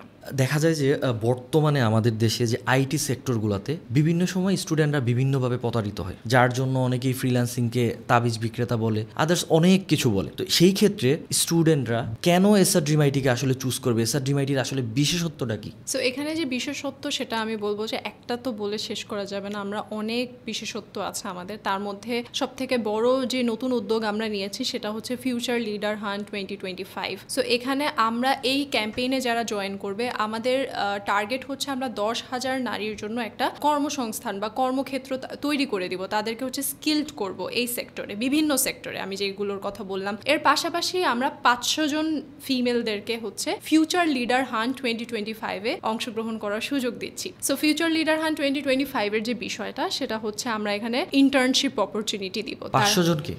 হ্যাঁ, মানে এই একটা ক্যাম্পেইনেই 500 জনকে হচ্ছে আমরা ইন্টার্নশিপ অপরচুনিটি দিব, বিকজ যারা আসলে ঘরে বসে ইন্টার্নশিপটা করতে চায় সবাই, আমি যেটা এই প্রবলেমসগুলো আমরা আলোচনা করলাম, সব কিছু নিয়ে চিন্তা করে আমরা এই ডিসিশনে আসলাম যে আমরা 500 জনকে হচ্ছে একটা ইন্টার্নশিপ অফার দিব অনলাইনে, ঘরে বসে তারা ইন্টার্নশিপটা করতে পারবে। তাদেরকে হচ্ছে বিভিন্ন গ্রুপে ভাগ করা হবে, বিভিন্ন কেস স্টাডিজ দেওয়া হবে, তাদের মেন্টর থাকবে, তাদের কাছ থেকে তারা হচ্ছে খুবই কাছে থেকে হচ্ছে তারা এই কাজগুলো শিখতে পারবে, এবং ইন্টার্নশিপ শেষে তাদের হচ্ছে একটা প্রেজেন্টেশন দিতে হবে, সেখানে কিন্তু তাদের প্রেজেন্টেশন স্কিলটাও কিন্তু ডেভেলপ হয়ে যাচ্ছে। তাদের মধ্যে হচ্ছে যে সেরা শিক্ষার্থী হবে, সে কিন্তু নিজেকে ফিউচার লিডার হান্ট 2025 হিসেবে কিন্তু উপস্থাপন করতে পারবে। ইন্টার্নশিপের যে বিষয়টা, এটা যেহেতু বললেনি, আমি একটা জিনিস সবার সাথেই শেয়ার করি, সেটা হচ্ছে কি ইন্টার্নশিপটা কিন্তু সবার জন্য খুবই ইম্পর্টেন্ট। আমি যখন ফার্স্ট হচ্ছে জবের জন্য অ্যাপ্লাই করছিলাম, তখন আমি কোনো ইন্টার্নশিপ ছাড়াই হচ্ছে, কোনো এক্সপিরিয়েন্স ছাড়াই হচ্ছে সিভি দিছিলাম, যেটা হচ্ছে আমাদের হয় কোনো এক্সপিরিয়েন্স নাই বাদ। তো সেই ক্ষেত্রে হচ্ছে সবার জন্য মনে হয় যে এই ইন্টার্নশিপটা ভালো একটা অপরচুনিটি, কারণ হচ্ছে আপনার ফ্রিল্যান্সিং সেক্টরেও অনেক সময় অনেকে সিভি দেখতে চায়, বলে যে আপনার কি এক্সপিরিয়েন্স আছে, আমাকে পোর্টফোলিও দেখান। তো এই জন্য আমার মনে হয় যে এই যে আপনাদের যে ইনিশিয়েটিভটা, এইটা একটা দারুণ একটা আইডিয়া। আমি বলবো যে মেয়েদের জন্য এটা খুবই ইম্পর্টেন্ট একটা জিনিস, এটা তাদের প্রয়োজন। আমি বারবার বলছি জিনিসটা হচ্ছে তাদের নিড এই বিষয়টা, কারণ হচ্ছে ইন্টার্নশিপ এক নাম্বার হচ্ছে আমাদের এই যে আপনি যেটা বললেন এক্সপিরিয়েন্সের অভাব। সো একটা ইন্টার্নশিপ করতে যাবে মানুষ, ইন্টার্নশিপ মানে কি সে কাজ শিখতে যাবে, সেখানেও যদি এক্সপিরিয়েন্সটা বিবেচনা করা হয়, তাহলে স্টুডেন্টরা যাবে কোথায়? এই সুযোগের অভাবেই তো হচ্ছে এখন হচ্ছে আমাদের দেশে যে এত বেকার। সো এই জন্যই 500 জনকে হচ্ছে আমরা ইন্টার্নশিপের অফার দিব, প্লাস হচ্ছে খুব ভালো পারফরমেন্স করলে আমরা কিন্তু ইন্টার্নশিপ এক্সটেনশন অফারও করব। নট অনলি দ্যাট, তারা কিন্তু আমাদের টিমেও হচ্ছে যোগদানের সেই সুযোগটা পাবে এসআর ড্রিম আইটিতে। আমিও যেমন এসআর ড্রিম আইটির স্টুডেন্ট ছিলাম, ব্যাচ 10-এর স্টুডেন্ট ছিলাম। সো আপনি দেখেন যে আমি কোথা থেকে কোথায় আসছি, আপনিও হচ্ছে স্টুডেন্ট, কোথা থেকে কোথায় আসলেন। সো এরকম এসআর ড্রিম আইটির স্টুডেন্টরা হচ্ছে জাস্ট শুরু করলে না, তাদেরকে আর পিছে তাকাইতে হয় না, আমরাই তাদেরকে হাত ধরে ধরে অনেক সামনে নিয়ে যাই। না, একটা মানে আমার কাছে একটা জিনিস লাগে যে এসআর ড্রিম আইটির মধ্যে একটা প্রতিষ্ঠান, তারা শুধু তাদের স্টুডেন্টদেরকে সুযোগ দিচ্ছে, আদার্স কাউকে কিন্তু সুযোগটা দিচ্ছে না। স্টুডেন্টদের একটা ইম্পর্টেন্সি দেওয়াটা, রাইট, এইটা হচ্ছে এসআর ড্রিম আইটি দিয়ে আসতেছে সবাইকে। অলওয়েজ। সো বাংলাদেশে আমরা যে সকল সমস্যা নিয়ে কথা বললাম, যেমন ধরেন শিক্ষার সীমাবদ্ধতা, সেখানে এই শিক্ষার সীমাবদ্ধতা দূর করার জন্য আমরা আপনাদেরকে দিচ্ছি কি ইংলিশ কোর্স দিচ্ছি, তারপর হচ্ছে বিজনেস সম্পর্কে আইডিয়া দিচ্ছি, ফ্রিল্যান্সিং সম্পর্কে হচ্ছে এই আইডিয়াটা দিচ্ছি, তারপর হচ্ছে কি কর্মক্ষেত্রের অভাব, সেখানে কিন্তু আমরা আপনাদের একটা কর্মক্ষেত্রই তৈরি করে দিচ্ছি। ওখানেই তো আমরা গাইডেন্স দিচ্ছি আপনাকে, তাই না? সো এই যে প্রবলেমসগুলো আমি বলবো যে বাংলাদেশের সমাজে মেয়েরা যেই ধরনের প্রবলেম ফেস করে, এই সকল প্রবলেম নিয়ে আমরা কাজ করা শুরু করে দিছি এবং আমাদের টার্গেট হচ্ছে এখান থেকে আমরা 10,000 প্লাস শিক্ষার্থীকে হচ্ছে একটা ক্যারিয়ার ডেভেলপমেন্ট সেক্টরে হচ্ছে আমরা তাদেরকে হচ্ছে ট্রেন করব, তাদের ক্যারিয়ার ডেভেলপমেন্টে হচ্ছে তাদেরকে সহায়তা করব, তাদের পাশে থাকব সাপোর্ট দিয়ে, তারপর হচ্ছে গাইডেন্স দিয়ে এবং আমাদের গ্রুপের মাধ্যমে। সো এসআরডিমাইটির মতো একটা প্রতিষ্ঠান 2022 সালে প্রায় 2000 নারীকে হচ্ছে স্কিল ডেভেলপমেন্ট করেছে, শুধু কিনা একটা উদ্যোক্তা বানাবে কিংবা হচ্ছে তারা যাতে কর্মসংস্থানের একটা ব্যবস্থা করতে পারে। সেই সুবাদে আবারও 2025 সালে এসে তারা আরও একটা ইনিশিয়েটিভ হাতে নিছে, সেটা হচ্ছে কি ফিমেল ফ্রিল্যান্সিং এম্পাওয়ারমেন্ট ক্যাম্পেইন। সেখানে হচ্ছে তারা 500 জন নারীকে ইন্টার্নশিপের সুযোগ দিবে, তারপর স্কিল ডেভেলপমেন্ট করাবে, বিভিন্ন হচ্ছে content creation, public speaking, cyber security, others অনেক কিছু বিষয় নিয়ে তারা হচ্ছে নারীদেরকে স্কিল ডেভেলপমেন্ট করাবে। এটা কিন্তু যেমন তেমন কথা না, আপনি চাইলে ঘরে বসে অনেক কিছু করতে পারেন, বাট আপনার প্রপারলি একটা মাইন্ডসেটের দরকার যে আপনি আসলে কি করবেন। তো এখানে দেখা গেছে যে আপনি নারী বলে যে পারবেন না, এইটা কিন্তু কোনো বিষয় না। নারী মানেই শক্তি, নারী মানেই এগিয়ে যাওয়ার একটা সাহস। সো আপনি যদি সাহসটা নিতে পারেন তাহলে অবশ্যই আপনি সামনে আরও ভালো কিছু করতে পারবেন। তো মফস্বল কিংবা ঢাকা বা যাই হোক না কেন, বাংলাদেশে যে কোনো প্রান্তেই থাকুক না কেন, সেক্ষেত্রে তারা কি মোবাইল দিয়ে এই কোর্সগুলো করতে পারবে কি না? জি, অবশ্যই হচ্ছে মোবাইল ফোন দিয়ে এই কোর্সটা করতে পারবে। যতগুলো কোর্স আছে প্রত্যেকটা কোর্স মোবাইল ফোন দিয়ে করা যাবে। আসলে এখন স্মার্টফোনের যুগ, স্মার্টফোন এমন একটা জিনিস হয়ে গেছে এখন যে স্মার্টফোন দিয়ে ফ্রিল্যান্সিংয়ের 80% কাজই করা যায়। তো আমার মনে করেন যে ইংলিশ যদি বলেন, কন্টেন্ট ক্রিয়েশন কোর্সের কথা বলেন, পাবলিক স্পিকিংয়ের কথা বলেন, এই কোর্সগুলো কিন্তু সম্পূর্ণ 100% মোবাইল ফোন দিয়ে করা পসিবল। ক্লাস থেকে শুরু করে, কাজ থেকে শুরু করে ইচ অ্যান্ড এভরিথিং আপনি মোবাইল ফোনের মাধ্যমে করতে পারবেন। সো যারা আসলে এটাকে এক্সকিউজ হিসেবে নেন যে আমার তো আসলে ল্যাপটপ অথবা কম্পিউটার নাই, তাই আমি শুরু করতে পারতেছি না, যখন ল্যাপটপ হবে তখন শুরু করব, কিন্তু এখানে কিন্তু আপনি আপনার টাইমটা ওয়েস্ট করে ফেলছেন। এই সময় কিন্তু আপনার কাছে আর ফেরত আসবে না। আমি বলবো যে মোবাইল ফোন, যাদের হাতে একটা মোবাইল ফোন আছে, এই মোবাইল ফোনটাকে কাজে লাগান এবং আমি যে কোর্সগুলোর কথা বললাম এই সব কিছুই হচ্ছে মোবাইল ফোন দিয়ে 100% করা পসিবল। ইভেন ফ্রিল্যান্সিং, বিজনেসের যে কোর্সগুলো, এগুলোর আমি বলবো 90% কাজ কিন্তু মোবাইল ফোন দিয়ে করা possible. It's just you have to know যে মোবাইল ফোনটা আমরা কীভাবে ইউজ করে কাজগুলো করতে পারবো। আমরা একটা রেভলিউশন ক্রিয়েট করতে যাচ্ছি। এখন আপনি হয়তো বলতে পারেন যে এটা মানে কেন এটা হচ্ছে আলাদা, আপনি আমাকে জিজ্ঞেস করেছেন। সো এখানে বিষয়টা হচ্ছে, আমি জাস্ট কয়েকটা পয়েন্ট আপনাকে বলি, সেটা হচ্ছে এটা শুধুমাত্র নারীদের জন্য এবং এটা শুধুমাত্র নারীদের দ্বারা পরিচালিত। সো এই জন্যই হচ্ছে এটা সব থেকে বেশি স্পেশাল। এত প্রবলেম সলভ করতেছেন, নারীদের সমস্যা, তারপর তাদেরকে হচ্ছে আপনারা সাপোর্ট দিবেন, এছাড়া তাদের জন্য আসলে আপনারা আরও কি করতে যাচ্ছেন? আচ্ছা, আরও কিছু বলতে হচ্ছে আমরা স্কলারশিপের একটা ব্যবস্থা রেখেছি আমাদের স্টুডেন্টের জন্য। 3 লক্ষ টাকা পর্যন্ত স্কলারশিপ দেওয়া হবে। সেরা শিক্ষার্থীকে হচ্ছে কোর্স শেষে ল্যাপটপও দেওয়া হবে। সো এই ধরনের অনেক বিষয় আসলে সামনে দেখবেন যে আরও আসতে থাকবে। সো আমরা দেখা যায় কি ক্যাম্পেইনের মাঝামাঝি আরেকটা ডিসিশন নিয়ে নিই যে হয়তো আমরা এখানে ইন্টার্নশিপে যারা খুব ভালো করবে তাদের মধ্য থেকে হয়তো আমরা জব দিয়ে দিব। অলরেডি আমরা বলেছি কন্টেন্ট ক্রিয়েশন কোর্স করে যারা খুব ভালো পারফরমেন্স করবে আমরা কিন্তু তাদেরকে আমাদের কন্টেন্ট মার্কেটিংয়ের যে টিমটা আছে সেখানে হচ্ছে আমরা তাদেরকে জব করার একটা সুযোগ দিব। সো এরকম অসংখ্য সুযোগ কিন্তু মেয়েদের জন্য আসলে অপেক্ষা করছে। ইটস জাস্ট তাদেরকে এই সুযোগটাকে আমি বলবো কাজে লাগাতে হবে, মানে ছিনিয়ে নিতে হবে সুযোগটাকে। এই স্কলারশিপের যে বিষয়টা, এইটা কি হচ্ছে কোনো এক্সাম কিংবা হচ্ছে কিভাবে আপনারা হচ্ছে এটা বের করবেন এখান থেকে স্কলারশিপের জন্য? এক্সামের যে বিষয়টা আমি আপনাকে বলি, আমাদের প্রত্যেকটা কোর্সেই হচ্ছে এক্সাম হবে। আমাদের কোর্সের সিস্টেমটা হচ্ছে আপনি অনলাইনে কোর্স করবেন, অনলাইনে লাইভ ক্লাস করবেন, লাইভ ক্লাস শেষে রেকর্ডিংস দেওয়া হবে। নাম্বার 2 হচ্ছে ক্লাস শেষে আপনাকে হোমওয়ার্ক দেওয়া হবে, আপনাকে হোমওয়ার্কটা সাবমিট করতে হবে এবং প্রতি মাসে আপনাদের এক্সাম নেওয়া হবে। আমরা যেমন স্কুল কলেজে হচ্ছে এক্সাম দিয়ে আসছি না, first term, second term, final exam. So আপনাদেরও হচ্ছে এরকম এক্সাম নেওয়া হবে, যারা হচ্ছে জয়েন করবে স্টুডেন্টদের এরকম এক্সাম নেওয়া হবে এবং এই এক্সামের হচ্ছে একটা রেজাল্ট দেওয়া হবে, সেটার উপরও হচ্ছে তাদেরকে মূল্যায়ন করা হবে। তো ফাইনালি তো হচ্ছে আমরা অনেক কিছু বলে ফেললাম, অনেক কিছু নিয়ে আলোচনা করলাম আজকে। সবাই হচ্ছে এখান থেকে আসলে অনেক কিছু শিখতে পারবে, সবচেয়ে বড় কথা হচ্ছে এটা। এখন যারা হচ্ছে একদম নতুন, যারা কিছুই জানে না এই সম্পর্কে, তো তাদের নিয়ে আসলে আপনাদের পরিকল্পনাটা কি? সো আমি সবার উদ্দেশ্যে বলতে চাই যে আপনারা যারা হচ্ছে ঘরে বসে আছেন, কিছুই করছেন না, আমি বললাম না মাত্র 20% নারী আছে যারা আর্থিকভাবে হচ্ছে ইন্ডিপেন্ডেন্ট। সো এই পার্সেন্টেজটাকে আমাদের বাড়াতে হবে। আমাদের এই যে ফ্রিল্যান্সিংয়ে নারীদের যে পার্টিসিপেশনটা, এটা আমাদেরকে বাড়াতে হবে। তাহলেই এই প্রবলেমসগুলো যেগুলো নিয়ে আমরা আজকে আলোচনা করলাম, বিভিন্ন হয়রানির শিকার, বৈষম্যের শিকার, নির্যাতনের শিকার, ভায়োলেন্স, তারপর হচ্ছে সমাজে হচ্ছে ছোট করে দেখার যে বিষয়টা, বিভিন্ন মেয়েদেরকে, ডিভোর্সি হোক, তারপর হচ্ছে বিধবা হোক, তাদেরকে। সো এই সকল প্রবলেমসগুলো আমরা নিমিষেই শেষ করতে পারবো যদি আমরা নিজেকে স্বাবলম্বী করে গড়ে তুলতে পারি। যেহেতু সুযোগের অভাব, এই জন্যই আমাদের এই উদ্যোগটা নেওয়া, যে এই সুযোগের মাধ্যমে যেন আমরা বাংলাদেশে একটা রেভলিউশন ক্রিয়েট করতে পারি, মেয়েদের জন্য যেন কিছু করতে পারি, তাদের এই সেক্টরে যেন তারা আসে, এই সম্পর্কে যেন তাদের একটা নলেজ গেইন হয়। এটাই হচ্ছে আমাদের মূল উদ্দেশ্য। একটা কোর্স ফি নিতেও হচ্ছে অনেক কথা একটা মেয়ের শুনতে হয়, এই জন্য এই প্রবলেমগুলোকে আপনি সলভ করতে পারবেন। আপনারা যারা মেয়েরা আছেন, আপনারা নিজেরাই এই প্রবলেমকে সলভ করতে পারবেন যদি আপনারা জাস্ট আপনার মাইন্ডসেট করেন যে আমার লাইফে কিছু করতে হবে, আমি কিছু করতে চাই। আপনার ভিতর অবশ্যই স্কিল আছে, ওই জিনিসটাকে জাস্ট কাজে লাগাতে হবে। কিভাবে কাজে লাগাতে হবে সেটার জন্য আপনি আমাদের সাথেই যোগদান করতে পারেন, আমরা তাদেরকে গাইড করব। আমাদের সব থেকে বেশি কি প্রয়োজন? গাইডেন্সই তো প্রয়োজন, তাই না? সাপোর্ট অ্যান্ড গাইডলাইন প্রয়োজন। সো এই সকল ক্ষেত্রে আমরা তাদেরকে হচ্ছে গাইড করব।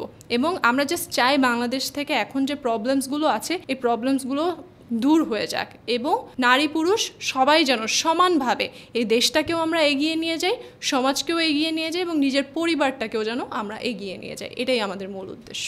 নারীর স্বাবলম্বিতা এটি কোনো ব্যক্তিগত অর্জন নয়, এটি পরিবার ও সমাজের এগিয়ে যাওয়ার শক্তি। একজন নারী যখন স্বপ্ন দেখে আর সেই স্বপ্ন পূরণের সাহস করে, তখন নিজের জন্য নয় বরং গোটা সমাজকে বদলে দিতে পারে। একটি নারী এগিয়ে গেলে এগিয়ে যায় একটি পরিবার, আর একটি পরিবার যখন এগিয়ে যায় তখন এগিয়ে যায় পুরো সমাজ। স্বপ্ন দেখা সহজ, কিন্তু সেই স্বপ্নকে বাস্তবায়ন করা সাহসের কাজ। নারী পুরুষকে লড়াইয়ের মঞ্চে না তুলে চলুন আমরা সবাই হাতে হাত রেখে সামনে এগিয়ে চলি, গড়ে তুলি পরবর্তী প্রজন্মের জন্য একটি সুন্দর বাংলাদেশ। আচ্ছা আপু, তো ফাইনালি তো আমরা একদম লাস্ট মোমেন্টে চলে আসলাম। তো এতক্ষণ সাথে থাকার জন্য অসংখ্য অসংখ্য ধন্যবাদ। আর আমাদের সাথে যারা আপনারাও যারা ছিলেন তাদেরকেও অসংখ্য অসংখ্য ধন্যবাদ এতক্ষণ সময় নিয়ে ভিডিওটা দেখার জন্য। ধন্যবাদ সবাইকে। আল্লাহ হাফেজ।